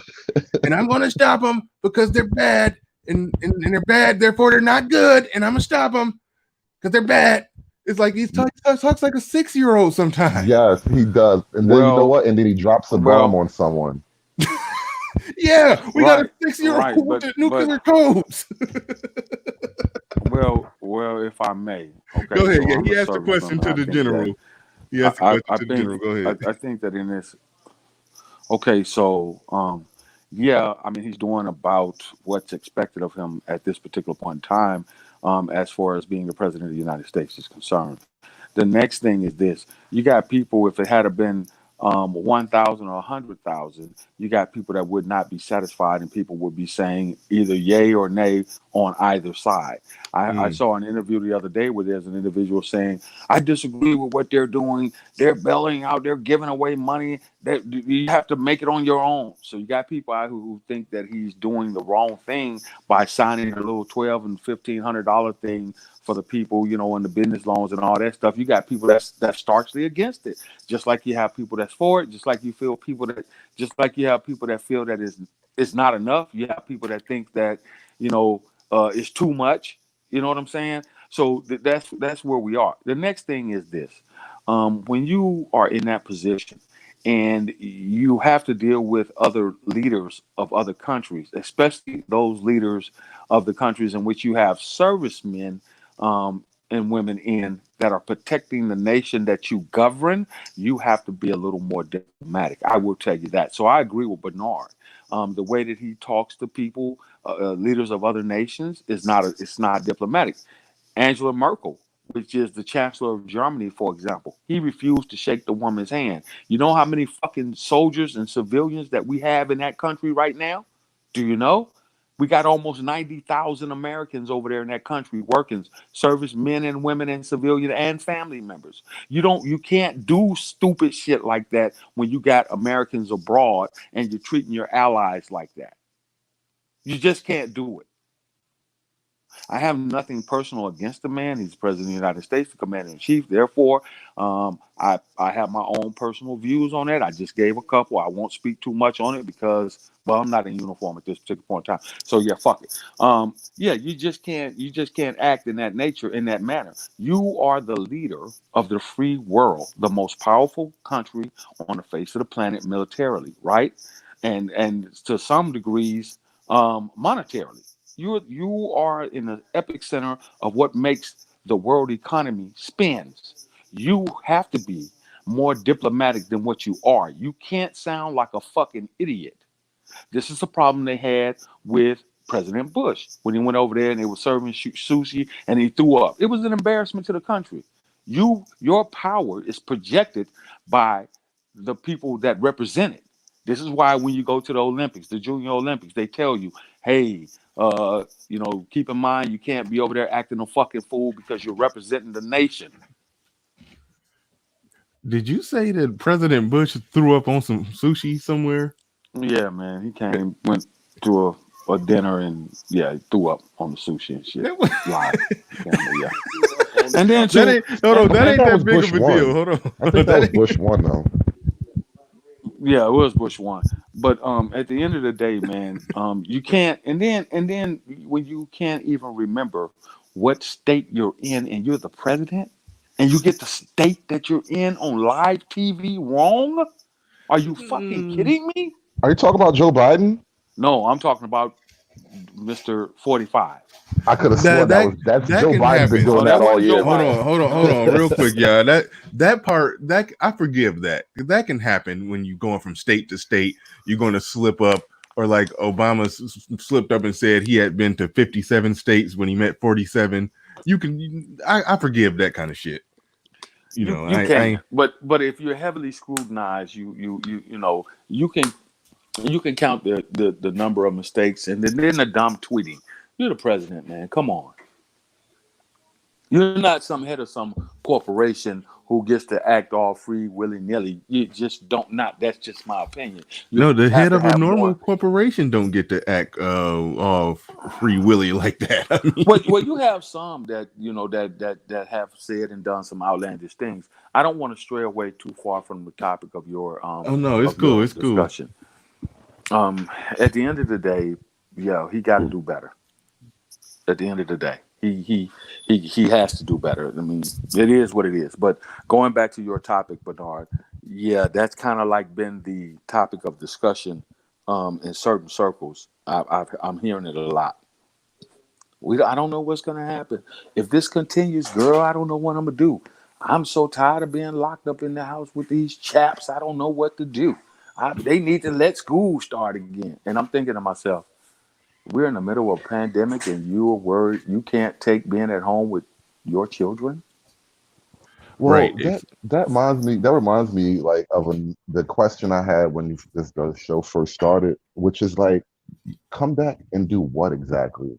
Because it's not like if we couldn't cooperate when things were easy, how can I expect you to cooperate and be useful now that things are difficult? Because like the easy time is when you acquire the skills that you need to get you through the rough patches. And if you haven't been acquiring these skills and this demeanor up until now, what are you really doing? Yeah, no, that's a good point. I think you hit it on the head, Dave. I mean, people need to be acquiring skills during this time, but most of them are probably just sitting on their behinds, just twiddling their thumbs, waiting for somebody else to figure things out for them. Yep. Sheila E says, "Black women again." What does she mean, black women again? Don't know that we talk about women here. Yeah, Sheila, we talk about y'all. Good morning. I'm shocked. He's talking about women. Well, Bernard, let me say this. And it's in the title. I'm just playing. let me say this in response to that comment. Okay. Here's why it is so pertinent to discuss these things, right? Because men, whether they want to believe it or not, are able to fend for themselves in a time like this more so than what women would be able to do. So at this particular point in time, these conversations should not only be heard, but they should be listened to. It is something not for you to dissect. It is something for you to listen to and understand. Now, if you're free, independent thinking women, which most black women will tell you that they are, most of them will say that I'm free, independent, and I can do what the fuck I want to do, and I don't need a man and all that great shit. Okay, that's fine. If that's the way you want to feel. But then don't get mad when shit go to shit and only talking about where all the good men at. I heard a guy speaking last night. I forgot the channel. I was going to send it to you, Bernard. A couple of people I had on my list to send to, and he was saying that right now, men have left the building. Men are gone. And see, when you hear the word men, you got to think about it. We're not talking about the compromised men. We're talking about the non-compromised, independent men who are above board, forward thinking, and moving on the upward mobility ladder to success. Those men are leaving the building. I don't understand why they don't want to get it. Men that have their shit together are actually leaving the building. It's sad, but true. So you hear it all the time. The good men at where have all the good men gone? Well, girl, all the good men either married or you know, or they with white women. If it were me, I said it before and I'll say it again, and then I'm gonna pass the mic. If it were me as a black man and I'm watching the top 30% of black women that I have a desire and an attraction and an affinity for leave the community and go off with other races of men into other countries in search of a spouse or a significant other, I would really have to sit back and listen to what their complaints are, make the list, and see if my shit needs to be calibrated or not. But no, they won't do that. They're entrenched, they're gonna dig in, and we'll continue this fucking gender war conversation for the next 3, 5, and 10 years. So the 20-year-olds right now, in fucking 10 years, you're gonna be 30. What are they gonna be asking? The same shit that the 40 and 50-year-olds are asking now? Girl, well, ain't no good men out there. Yeah, they out there. We're here. We're just not fucking with you.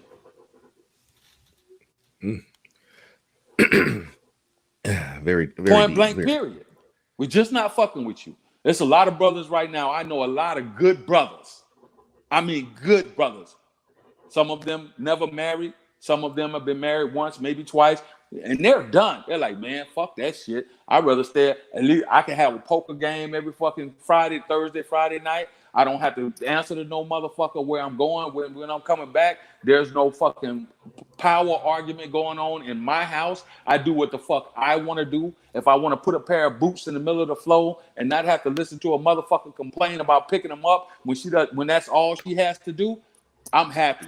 You got a lot of brothers that feel like that. Hey, I'll get me a female or two to come through when I need to get off.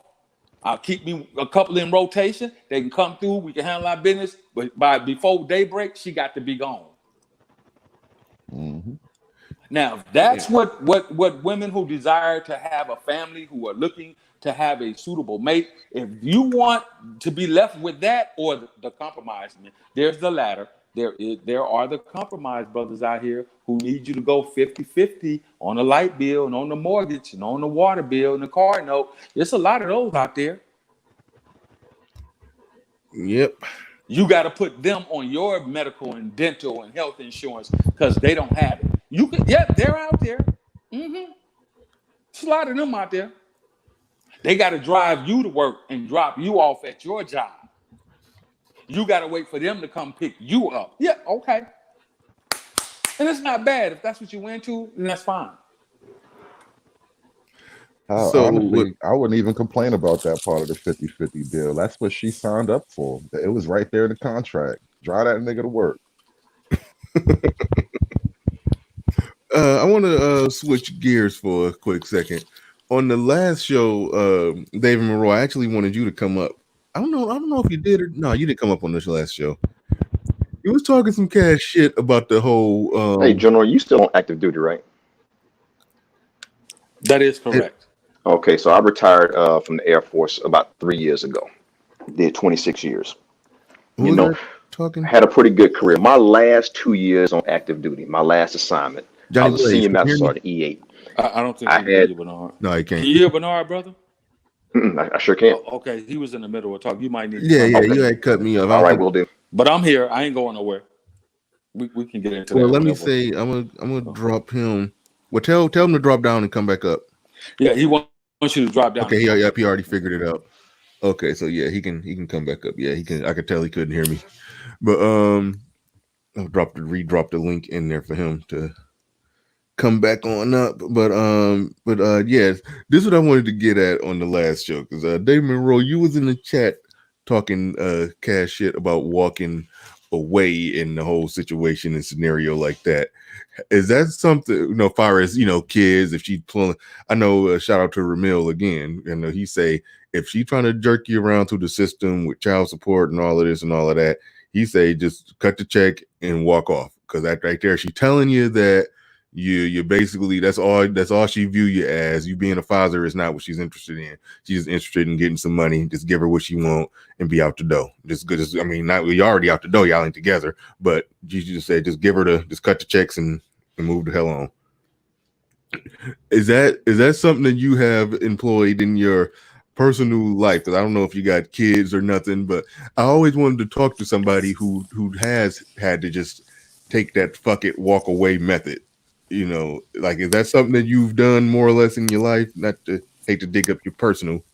Yeah, I really hate talking too much about my own personal shit because I'm going through a mess right now, and frankly, I'm like at the fork in the road place that you're talking about. It really would seem easier to just write a check every month and cut my losses. Damn. All right, we don't gotta. If you don't want to get too deep, I didn't know where you was at. Cause you be talking shit in the chat, but I didn't know. I could kind of tell that I was wondering. I was like, I wonder if David Monroe actually going through some of this shit. But you never. It's fucked up because like all the courts are closed, so everything is taking way longer than it normally would, which takes long as fuck anyway. So it's like after a while, things just start to. No, I'm gonna put it to you like this. At this point in my life, I question the entire deadbeat dad narrative of over the last 30, 40 years.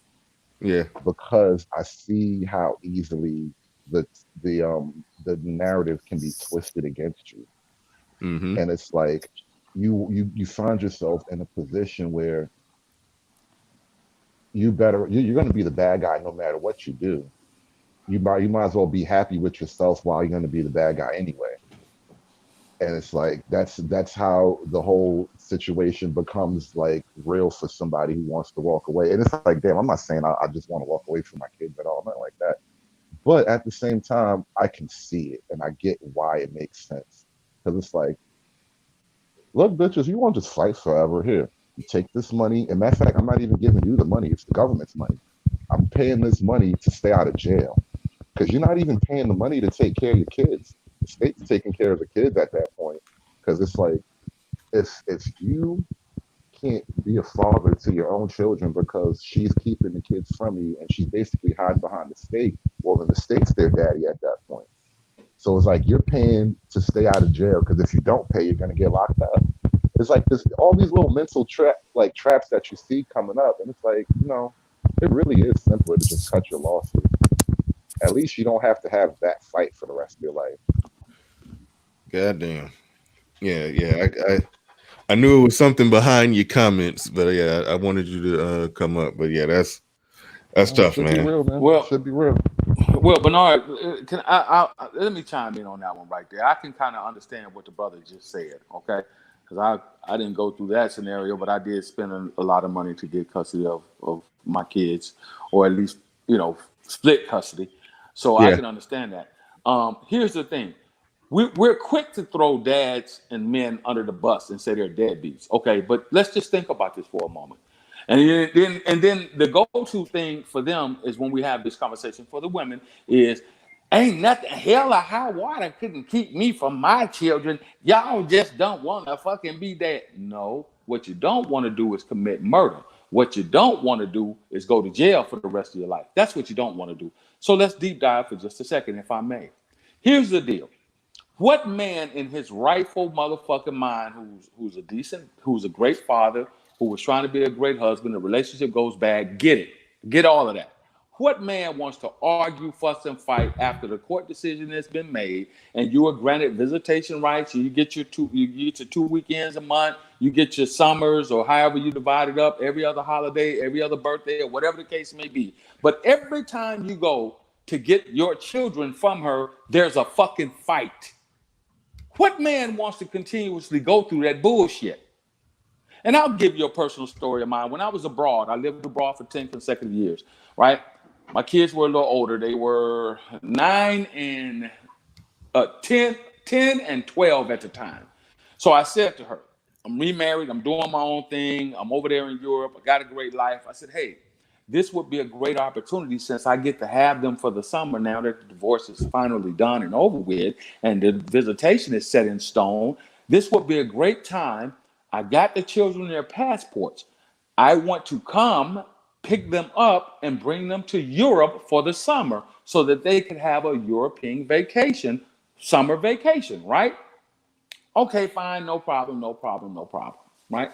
I paid $2,700 for round trip tickets for just them. That's not counting because I got the military discount. It came out to be about $3,600 is what I paid. It ain't about the money. I get all the way to the States. Do you know what this person had the nerves enough to tell me? Well, I thought about it. Now, leading up to this, everything was, yeah, okay, no problem. Yeah, it'd be good for them, and you can have them for the summer, and that'll give me a break, and blah, blah, blah, blah, blah. I fly all the way from Germany, motherfucking 9 hours. I land in the States. I get there, rent a car. I'm like, hey, got your stuff. You don't need a lot of shit because we're going to go shopping. I got everything you need. Just take the essential things that you need. Underwear, fucking short pants, this, that, the third, couple of little tops. I'm buying everything else all new. We good, right? Well, I thought about it, and that's too far. I don't want to let my kids go. I don't, that's too far for them. That's too far to let them go. So now you want to work a new deal. This is what this person had the nerve enough to tell me. The only way that I'm going to let them go is if I can come too. This is on my kid's life. I can't make this story up. This is what she stood in the doorway and said to me upon arrival. The only way that I thought about it, and I've been thinking about it since we had this discussion.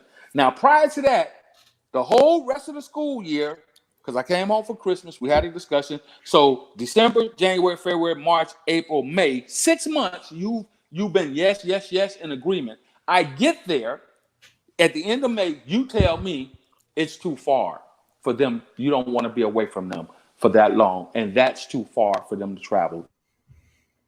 See, General. Hold on, real quick, before you go, David Monroe, Sheila E. Come on now.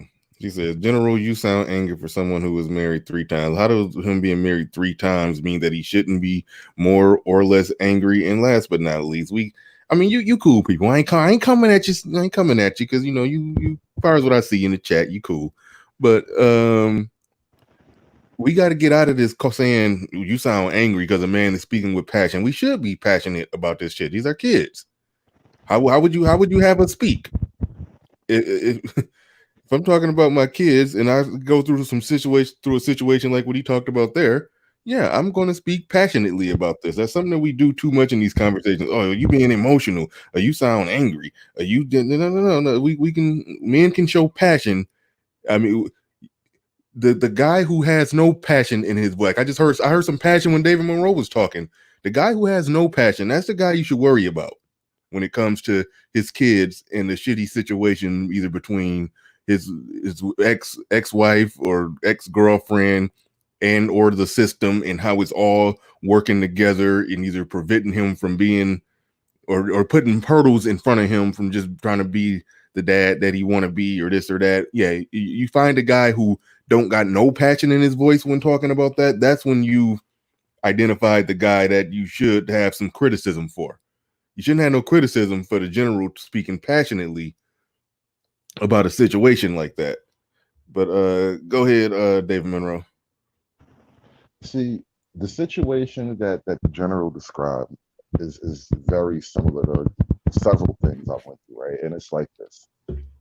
If you can do that as a woman, right, as a mother, if you can do that, and my only recourse is to essentially like beg the state to intervene, then I have to ask myself, like, genetics aside, are these my kids? Man. I mean, they're clearly her kids, but are they my kids? Because the whole like deadbeat dad thing, that's why like I throw that shit right back in my fucking face. I don't even care anymore. Say what you want. Them ain't my kids. If this is the state of affairs, then these kids don't belong to me, and I shouldn't be responsible for things that don't belong to me. Man, now that's an interesting way to look at it. If you have to do all of that, are they your kids Look, anyway? you know what's fucking like depressing as hell, right? Is when you talk to women about this stuff, right? And Damn, you I hate actually like personally meet a woman and you talk about the situation. The go-to response is like all you motherfuckers got a script in your brain. Oh well, you should just fight harder. You should just do this. See, no matter what, I wouldn't never let somebody stop me from seeing my kids. And then all the subtext of all that is something somewhere you did wrong to deserve this situation, mind you. Somehow in all of that, they're going to figure out what you did wrong. If you had not just done this one thing, then she wouldn't let you see your kids. But my response to that is, why is it even an issue of let? Like, why do I have to fight you in the first place? That's the crux of the whole matter. Why should I have to fight you? I never made anyone fight. I never made her fight to get her kids cared for. Like when it came to me, I paid for whatever the kids needed. If it was, if it was presented to me, I took care of it. The thing of it is, why should I have to fight you for anything? It's not like I'm trying to control a life. I just want to, be in my kid's life. And so the whole like idea that you should just fight and keep fighting and fight so hard, why? Why should I even? So that's kind of like, I'm sorry, man. I had gotten a phone call that was the MREs too. They were talking about the plan. So I told them I'll deal with that shit when I get there. But real quick, if I may, just kind of go into finish the little diatribe. Who that is? That's me. I'm about to push mute. And after you get done, we gonna go to Johnny Blaze and Perfect Blackness. Johnny Blaze ain't said nothing in a while. So go ahead. All right. So now I'm standing there in the doorway. $3,800, plane tickets in my hand. We're ready to go. She says they can't go unless I come too. So my immediate response was, well, who's going to pay for you to go? Number one. Number two, if you do find your way to Europe, where are you going to stay? Because you can't stay with me. Because this was last minute, by mind you, right? Like this was everything was great. Yeah, sure, that'll be great for them to get away and they'll be able to see things. Because I had a whole summer little trip planned. We were going to take the 8-hour drive from Germany and drive through Austria and go over into and go down into Italy. We were going to go see the Colosseum. We were going to go see some historical landmarks. You know what I mean? Exposure, right? And I get to the door. Ring the doorbell, and this is what I'm confronted with. So I tell that story because I understand why a lot of brothers are like, you know what? I just can imagine if brothers that are dealing with women who every time they show up to get the kids, they're complaining about them not spending time with the kids. And then every time they show up to get their children, it's a fight. The police are called. You ain't taking shit. Fuck you. You ain't finna have my kids around. No bitch of this, that, the third, all this other crazy ass shit. So I can understand why a lot of brothers just say, you know what? Here's the check. I'm cool. Because you get tired of constantly fighting with something over something that you created and brought into the world and that you have a right to. That's why a lot of brothers are just saying, you know what, man, these some of these females are crazy. I'm not going to call them names today, man. I'm not going to do that. But some of them are absolutely crazy. And then when you ask them why, there's no explanation. No explanation. I said, well, why would you do that? Why would you have me to buy the tickets, come over here, fly all the way over here so I could fly back with them? Because that was one of your concerns. Because you could put a child at a certain age, on a flight and you can pay for somebody to, kind of chaperone them over. I said, no, they're my children, my responsibility. I'm a responsible adult. I don't trust motherfuckers with my kids flying that far anyway. I'm going to come and get them. Okay, well, no problem. We're good then. Yes, sure. I don't have an issue with that. Yeah, that'd be great. It'll give me a time. I get to get a break and you can have your children for the summer. Yeah, they're your children too. Agreement. Knock on the door, and that's what I'm confronted with. Well, I just changed my mind. I don't want to let them go. That's too far for them to be. I don't want to be away from them for the whole summer like that. It'd be different if you were here in the States. But that's too far for me. I don't want to be. That's too far for them to be away from me like that. And so I was thinking, how about if the only way I'm gonna let them go if I could come too?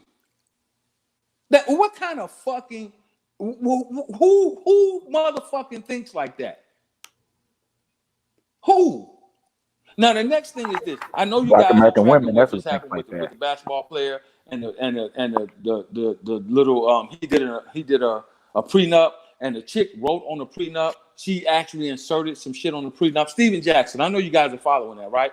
Yeah. This dude was finna get married, spent $400,000 on a wedding, right? Right. She, from what I understand, she's nothing more than an Instagram model. She really doesn't have any assets. She writes on the goddamn prenup that she wants X amount of money. Then she wants a house in her name that's separate from the house that they're gonna live in. What? This is what she writes on the prenup. Yeah.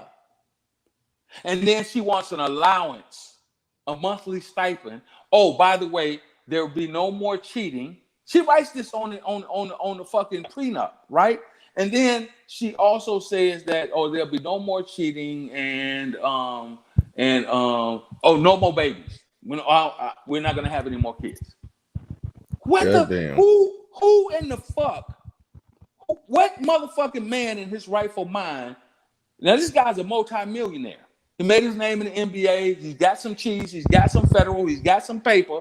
What man is going to sign up for that type shit? When this motherfucker making those demands before you even walk down the goddamn aisle. Oh, I want my own separate house in my name, separate from the house. That's to get the bag shit.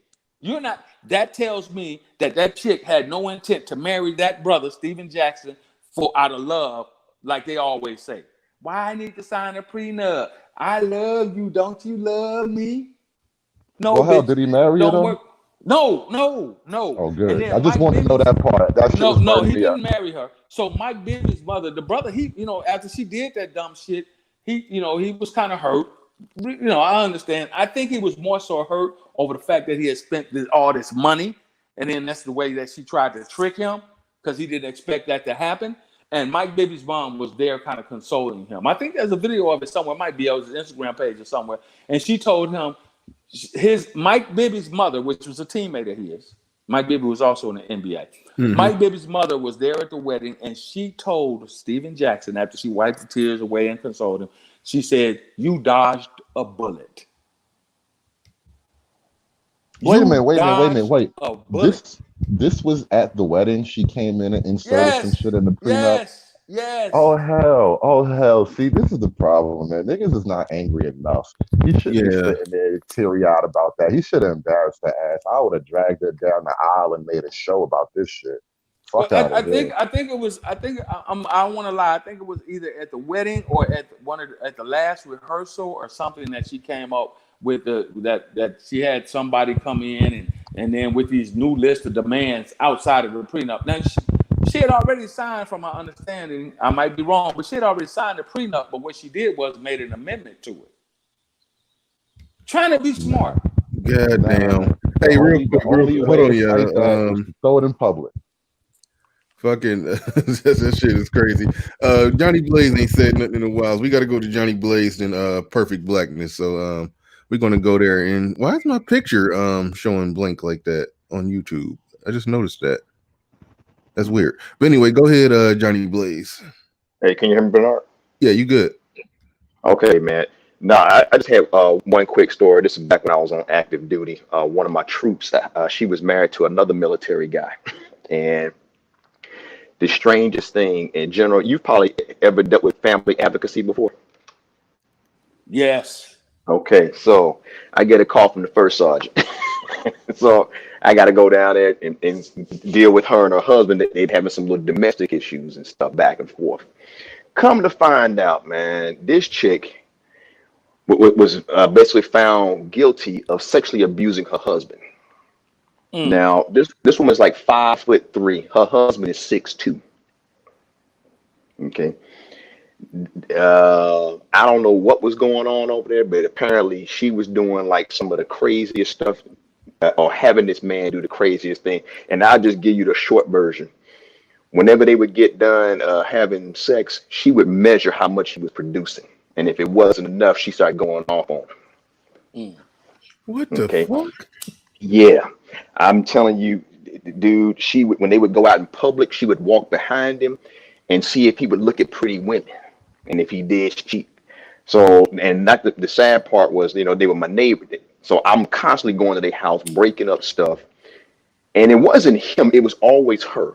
I mean, one day they got into a fight. He went into the house and locked her outside because he didn't want to deal with her. Man, I get over there. The door is busted in. I'm thinking he did this. It was her. So we made him pack his bag. Me, my first sergeant, his first sergeant, we all made him leave the house. The minute he got his Get out car, there.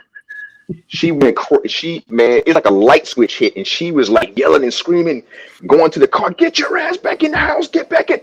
I mean, we had to literally hold this little 5'3" woman. It took two grown men to hold this chick. I mean, it's like, bro, the Incredible Hulk came out of it. As soon as he was out of eyesight, she turned to normal. Oh, everything's fine. Oh my goodness. And It's like they just go from robot like to like a flip just got switched and just hey, look, power down. what Tommy Sotomayor call him, the T-1000. Yeah. Okay, yeah. Now Hey, she wasn't. Now this wasn't a black female. Now this wasn't a black female. She was white. I mean, but I guess my version. What I'm saying is, man, I've seen this with a lot of women. They do this crazy stuff. My last assignment, I was trying to explain this to the general. I had a bunch of women and guys in supervisory positions. You know, I'm over this huge department. When the guys have issues, they come and see me. I said, look, do X, Y, and Z. Get out of my office. Go handle your business. Yes, sir. The women come in there. I say the same thing. Go do X, Y, Z. They want to sit there and argue and complain and fight. Now, why is it the men come in here? They do what I tell them to do, no questions asked. The women, it's always some issue. And my final point is, when it came one-on-one, the women's quality of work was actually better than the guys, but the women were 90% of my headache problems. And most of their stuff came from outside of work. Goddamn. You know? Goddamn. Go ahead, Perfect. That was good. Go ahead, Perfect Blackness. Hey man, look, I'm not gonna be long, but when I was listening to David Monroe's, you know, how he was saying he was, you know, contemplating just, you know, just paying the check and moving on. You know, before I was married and before I had my kid, I used to wonder and really talk down about men who did stuff like, because I really couldn't understand it. I just get, how in the world can you have a child and just say, fuck it, I'll just pay the money every month and wash my hands at it. Going through over the last 8 years that I've gone through and the money that I have spent, you know, the $27,000 plus $1,000 that I've spent just to have about 35% time with my kid. I'm at that point because I just remarried and we talking about having multiple kids. There's nowhere in the world that I can spend that type of money on one child. You know, when we talking about having a multiple kids, that can't happen. So David, look, man, you do got to watch your hands, not only for your own monetary reasons, but for your own sanity, because you're gonna mess around and kill somebody behind this. This nation really has given women an outsized amount of power in this way, and insidiously they have found a way to basically monetize men in this fashion. Just monetizes. You know, you have the unfortunate you have the unfortunate task of getting divorced or the relationship not working, and they have monetized that in the worst way. In the worst way, you know, a woman can basically accuse you of stuff, have you in prison and all that type of stuff for nothing, and you still have to pay them. Look, David, for your own mental health, the best thing you can do is just pay the money every month and just move on with the rest of your life and start over somewhere else. And I would say even more, Leave these goddamn black men. And I know there's probably some black women listening, and I don't give a shit. Black women, and I can only speak for black women because that's my community. Black women, you don't deserve black men's sperm. You don't. And God damn. until you women start to get y'all shit together, I am encouraging black men to leave your motherfucking asses alone. Go to black women of other cultures, because the shit that they do, this type of shit, right here, this type of shit, you proven yourself. You don't deserve the sperm of a black man. You don't deserve his provisions. You don't deserve his protection. You don't deserve a goddamn thing. Period. Goddamn. Shit. You have lost Only thing all. You have lost all of the natural protection that a man naturally gives a woman. You've lost that right to get it. When you do shit like this, and you have made a reputation of doing this type of shit, in my mind, you've lost it. You don't deserve it. You don't deserve a man's privilege. You don't deserve his protection. You don't deserve his provision. You don't deserve his time, and you don't deserve his sperm. Shit. Perfect Blackness came through bringing the heat today, man. Damn. Let's see. Mr. RJ, thank you for the Cash App. And Marco Grande, thank you for the super chat. He says, my motto, undefeated. Don't deal with expired cooch. Thank you very much for that real quick. And by the way, I have no idea how much that is. Whatever he sent there, it says COP 4,000. I was able to decode what O'Shea actually sent when O'Shea sent some Ugandan shillings. I was able to decode that. I have no idea what that is though. So I don't know what's going on. Oh, it looked like he sent the Cash App too.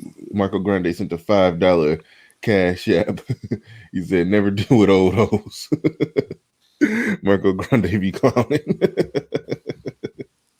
Well, this thanks, is, man. I appreciate you, Marco. To respond to Marco Grande, it's not the old hoes. It's actually young. It's all of them. It's you can't really disseminate the old from the young now, because you got motherfuckers out here now that older women, black women, that are talking about Corona need to go away so I can have my hot girl summer. I'm ready to turn up. Now what 40, 45, 50, 55-year-old woman talks like that? That's You're why not you worried leave about old hoes alone. Well, like I said, it's not just the old ones, it's the young ones too. No, the thing is, if they all equally crazy, you still get a better bang for your buck, 29 and down. Wow, yeah, that's what I was just about to say. Somebody like Marco, he dealing with them chicks in their 20s probably more than likely on a short term basis. So even if they are stupid, he ain't the one dealing with their fuckery. So that some people, if you set your life up like that, where you ain't trying to have no kids, you don't give a damn about no relationship, and you just dealing with younger chicks on a short term basis, then yeah, you can set yourself up like that to where you end up with a perfectly good stress-free life, long as you don't get nobody pregnant. But those of us that have tried to start families and tried to do it the using air quotes here, the right way, yeah, that's where when you try to do right, that's where the bullshit comes in. Listen, man, I told y'all this before. I got a homeboy of mine. He's getting ready to. They're forcing him to retire. The motherfucker got 34 years in the Army. He's reached the most senior position as far as a listed man is concerned. Right? He's got 34 years, and he knows this is it. He can't stay. His career is that he's hit the ceiling, the proverbial glass ceiling. Right? His wife told him, and they've been together for 33 of the 34 years, because she was in the service when they met. They've been married this whole time, seemingly have the perfect relationship. I know both of them, been stationed with them multiple times, been friends with them for years.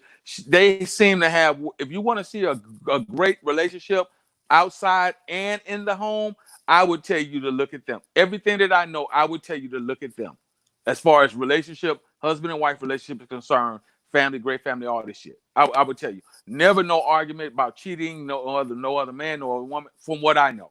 Right now, nobody knows where the nose goes when the doors close at night, the lights go off. Nobody knows that. But from all appearances, and I've been around them all times of the day, all times of the night, she told him that if he gets out of the Army, she is divorcing his black ass.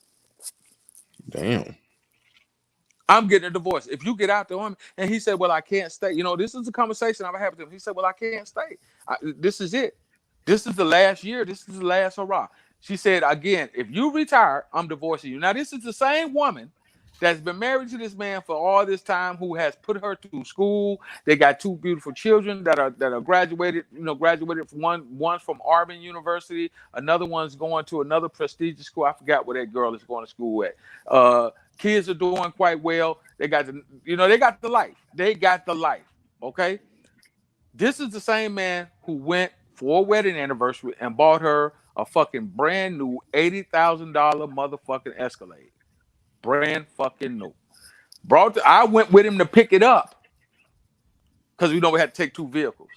I went with him to pick it up. Had the bow put on it, personalized license plates, all that shit.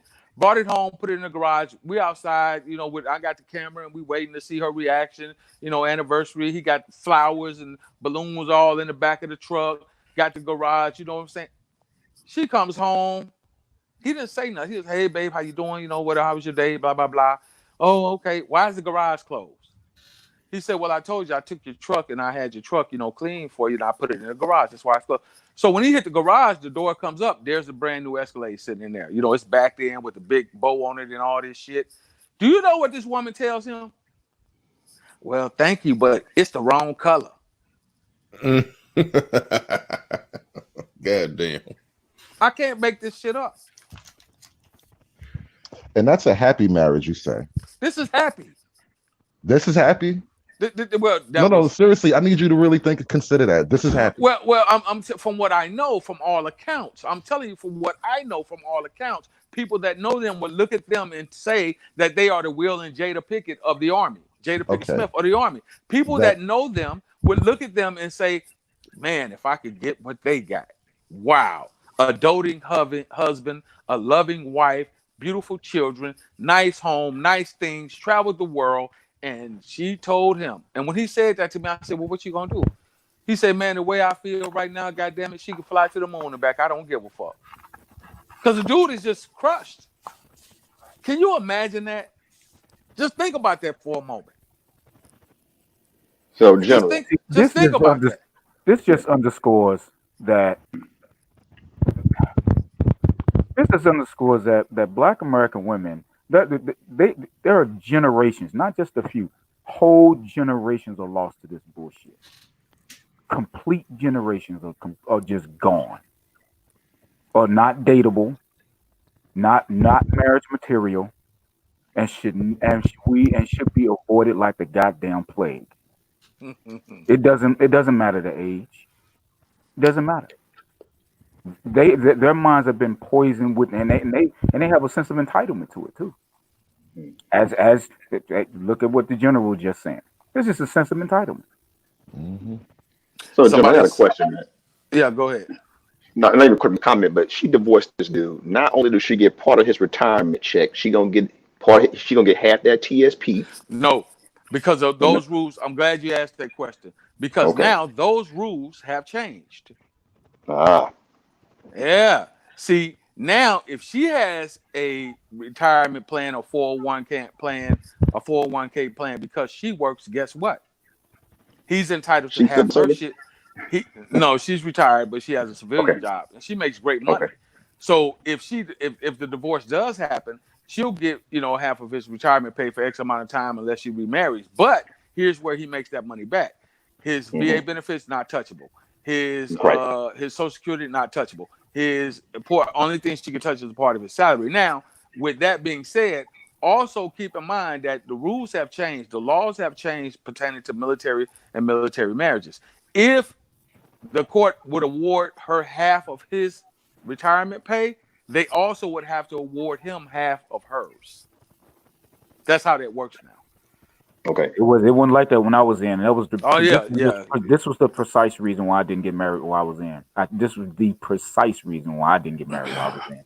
And Yep. I advised against it. Against younger guys coming in. I said, man, don't ever get married while you're in the military. Don't ever get married while you're in the military. Nah, and see, General, that's kind of the thing I was getting at. What you were talking about. How happy are these marriages in general? Because it seemed like with the divorce rates steadily climbing over the last 30, 40 years now, and then you start hearing these little inside details about how the things really shake out, especially when we've been getting sort of this mass media image of it's always the guy did something wrong and he was controlling or abusive or he abandoned some kind of thing the guy did wrong. But then you start to hear these other stories from the male side. It's like, there are a lot of guys who just regular guys go to work, come home, and their wife is in the bed with the milkman, or she went off with the kids one day and they never see him again. All these crazy things. And you have to ask yourself, like, how happy were all these marriages to begin with? Like, I mean, these stories challenge the whole notion of what we came to think marriage was. And it seems like the happiest marriages are the ones that we fantasize about. Well, I think that the institution of marriage, because of all the sensationalized stories that you hear, like the ones that we're talking about today, have definitely tainted the institution of marriage. However, come a pause, I will tell you that there is a large percentage of marriages that work out. Now, I don't know the actual numbers. I think it's right at about hovering at about 50, 51, 49% that are actually working out of those that are married, not talking about of the whole. We're talking about the ones that actually work out. Happiness is something that I think is an individual thing right now. It's like looking through a kaleidoscope and you get multiple different colors. You have to pick the color out of that kaleidoscope that best fits you and what you like. Being married is about how much you're willing to put up with the other person's shit. That's from my personal experience. Being married. Whoa. All right. No, let me stop you right there. Okay. If that is the case, because I kind of accept that, and I used to think like that a while ago. But here's the problem: if the balance of power is so out of balance, you're just walking into an extortion racket. Then it's time for you to walk away. We have a saying in the Army. We say cut sling load. That means cut your losses. Don't invest the rest of I don't know how old you are, but I would tell this to anybody that's, especially if you get married in your mid to late 30s and you're running into a scenario where you hit the 3, 5, and 7 year itch starts to come into effect. I say cut your losses. Go ahead and get out. Walk away. And that's why marriage is dead. Yeah, well, it is. And it's not just done here in the States. It's effectively done around the world. Listen, man, in Italy, for example, right? When, they're Catholics, they don't believe in divorce, right? The only way basically out for those who are hardline Catholics, from what I know, from the way I've seen it practiced over there, is infidelity, proven infidelity, not no he say, she said, none of that shit, or death. From what I know. Now, from being in a Catholic country, this is where the fucking Catholics are, right? Over there in that region of the world, hardline Catholics. That's how they believe, right? So, and in most of your Middle Eastern countries, if you fuck around as a man and you do some foul, fucked up shit, you're punished by the village, not necessarily by the court system. If you are a woman and you fuck around and do some shit on your husband, you're punished by the village. You can get lashes, get your ass beat, be ostracized, be shunned, all of that shit. Never to be touched again. And when they blackball you over there as a woman, your ass is blackballed. That's it. Ain't no other man gonna fuck with you because you get that scarlet letter, and that's what it is. Damn. Yeah, it's hard line. Yeah. You know, she was married to Ahmed. I'm sorry, Blaze. She was married to Ahmed. Oh, she divorced Ahmed? Or divorced Ahmed left her? Well, she must have done. See, that's the type of fucking just equal system that American westernized women don't want. Because over there, once they say Ahmed divorced her, she's untouchable. No one else in that city will fuck with her. I don't give a fuck how good she looks, how good she fucks, how good she sucks. I don't care. No one else will fuck with her. That's the general rule. But go ahead, brother. I'm sorry. No, I was going to say, and I had to think back, and I'm going to kind of use the military marriages, just for as an example, and whether they be mil to mil or military to civilian. The only marriages that I know that were like really successful were the couples who had a common goal, who wanted the exact same thing. Mm-hmm. Those were the only, because these are folks I've known for, like I said, I've known for years, because they have the same mindset. They both want the same thing for themselves and for their Mm-hmm. children. It wasn't some Mm-hmm. separate. I want this, you want that. No, we want this. Those were the only ones that I've seen that were successful. So if anybody who is contemplating getting married, that's the kind of woman that you need to find. Yeah. It's somebody who wants what you want.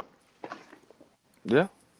Well, the perception is that most women want to get married. I mean, at least that's what they say. That's how they sell it. That's how they spin it. But I think we can see with the results of a lot of it, a lot of the women that want to get married is being married, and being functional in a marriage is a completely different thing than Well, wanting I'm to not get talking about married. that, Bernard. No, I'm saying like the marriage is one thing, but I'm saying, but they want some kind of a certain lifestyle. Okay, they want this level of attainment. That's what I'm talking about. I'm not just Mhm. saying let's just be married for the heck of being married. No. These are Well, individuals who have the same goal at the end. Mhm. I agree with I agree with your premise here, but look at something you just said though. All right, Mhm. women right now seem to be after a lifestyle, like that Instagram kind of image, right? And the Okay. problem with that is that when it comes to something like marriage, it literally says in your traditional vows, sicker for richness and health. I mean, no, for richer or poor and sickness and health. So death do you part, those kind of things. Nowhere in there is there any room to leave a motherfucker because he's broke. But if you look at the statistics and the walkaway interviews, I guess you would say the reasons why most women initiate divorce is financial. So these two things are in conflict inherently. You can't have a system, you can't have a setup where it's like we're supposed to tie to each other no matter if we get rich together or things don't work out, but then she has an out and you don't.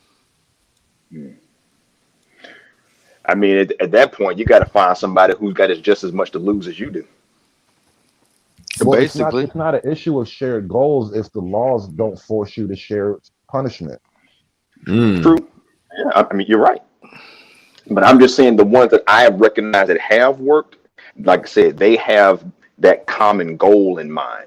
And that's, because I've seen the most unlikely couples to get together, but they have very common goals.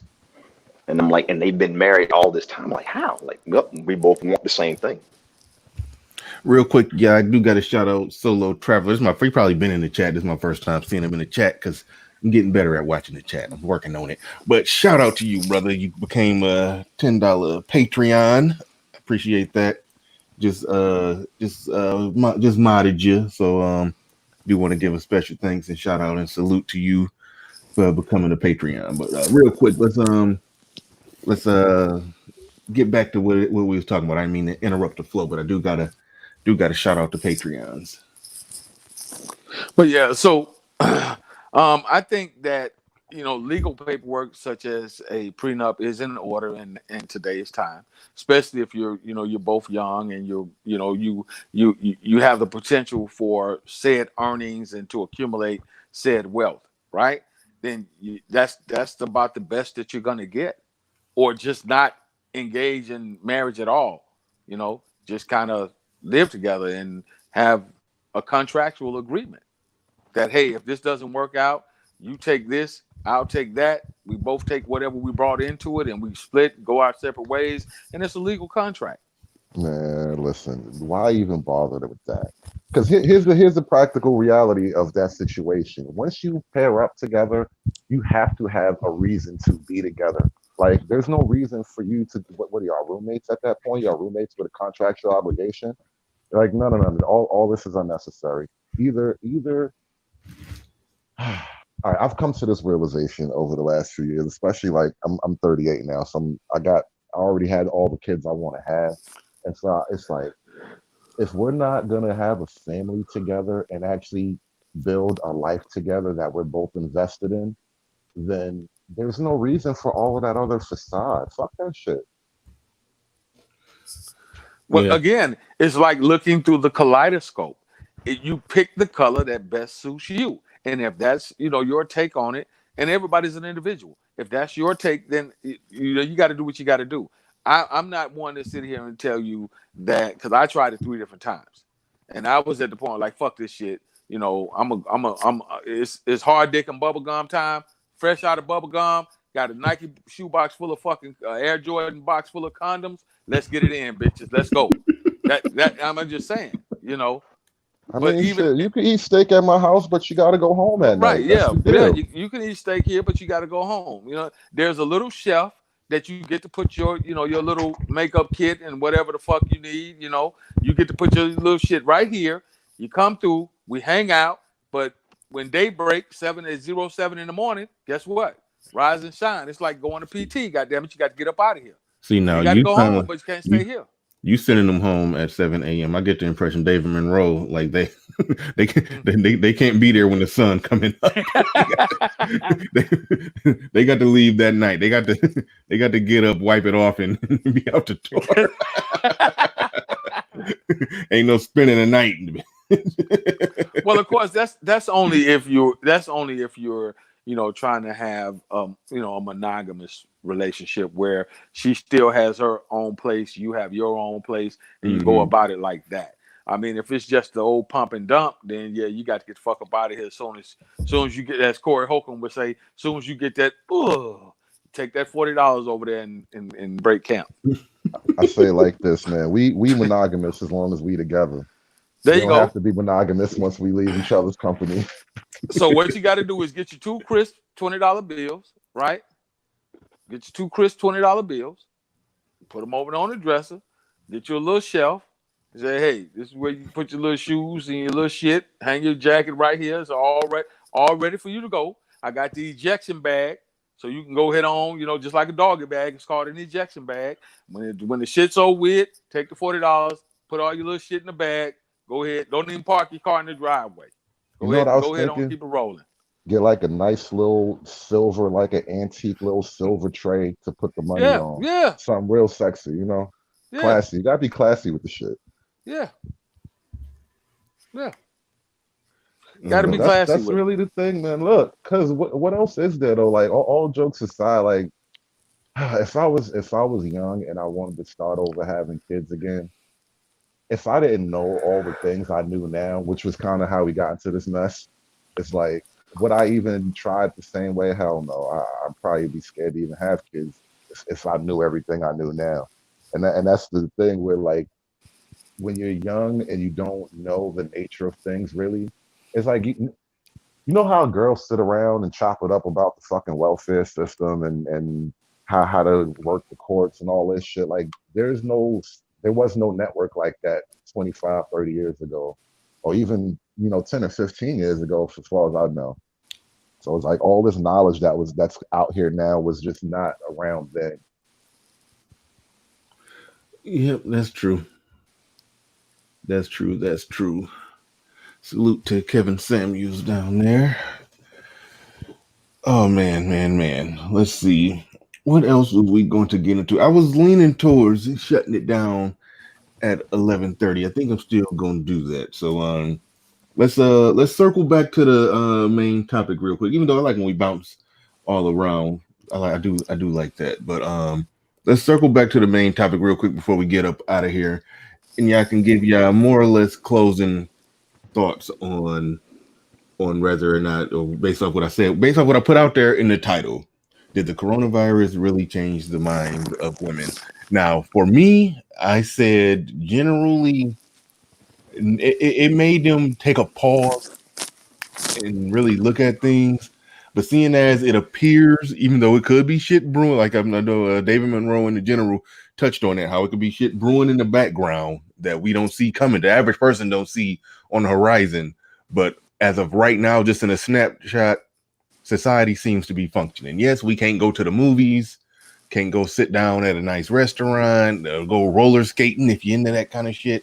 it's little fun shit we can't do, but for the most part, you can still go and go to the grocery store and get bread and meat.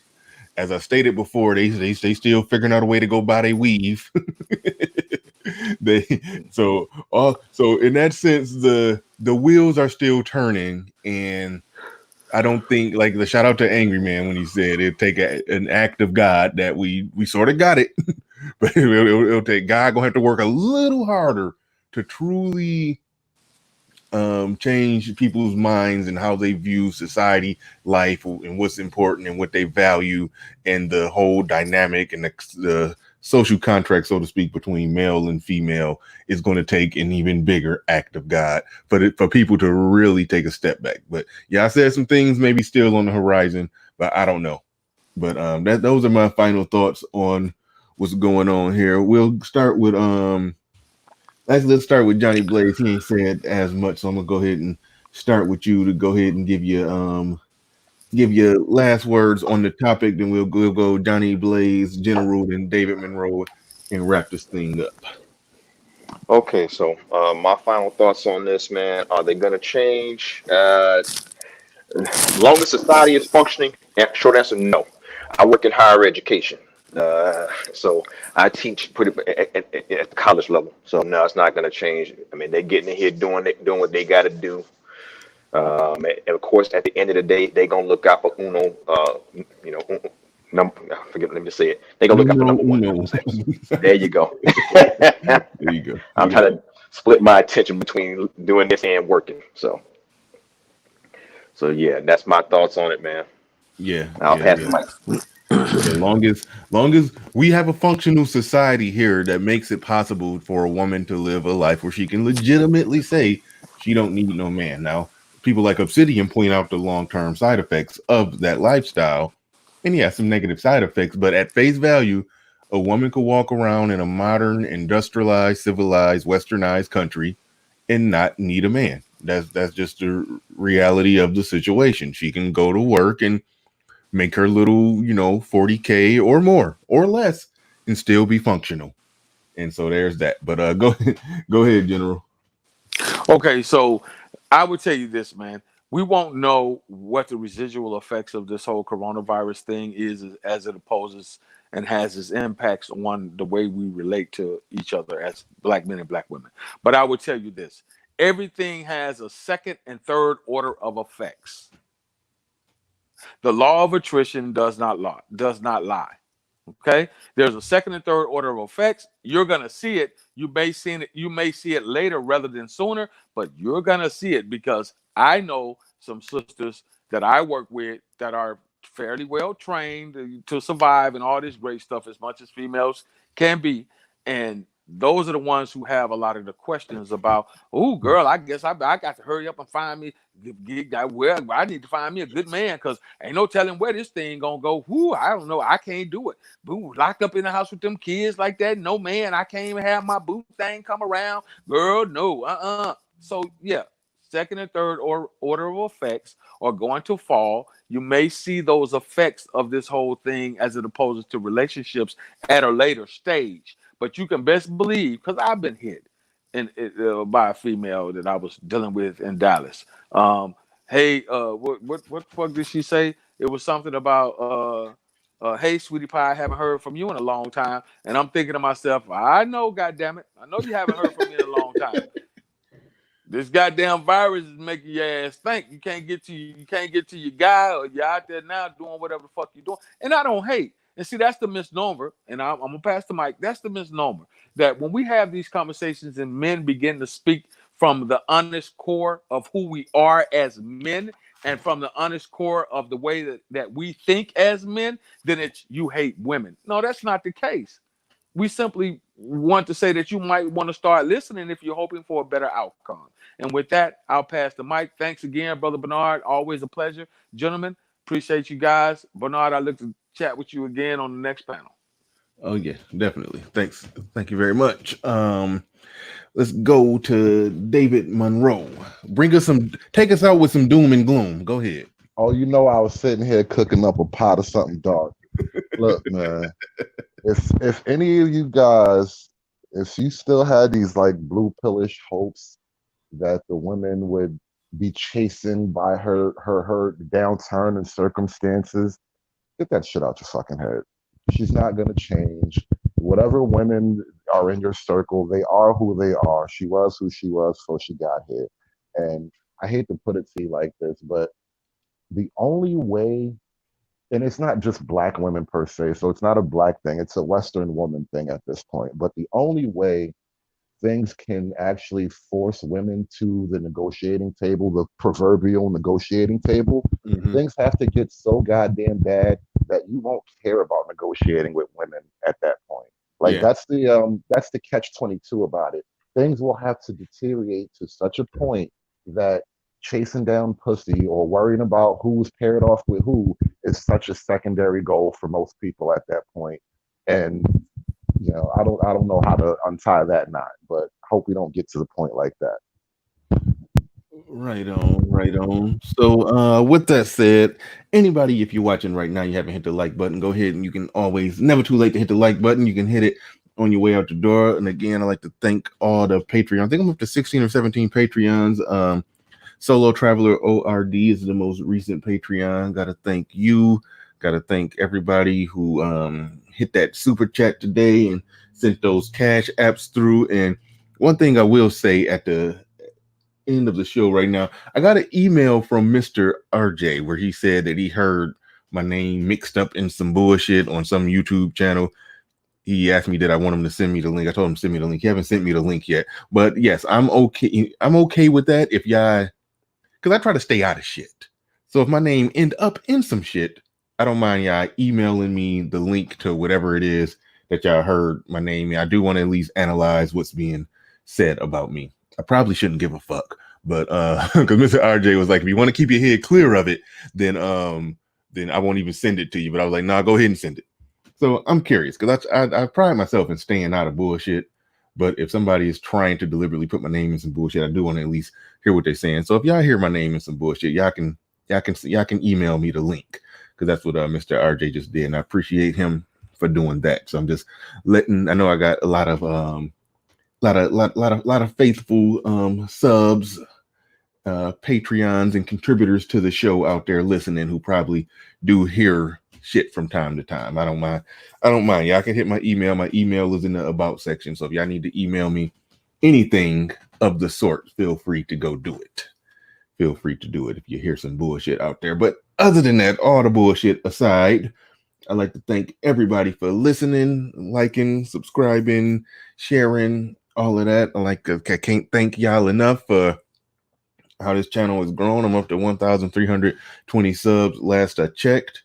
Everything is going great, and I appreciate all of your brothers. And with that said, and sisters, appreciate all of y'all, and we are up out of here. Peace.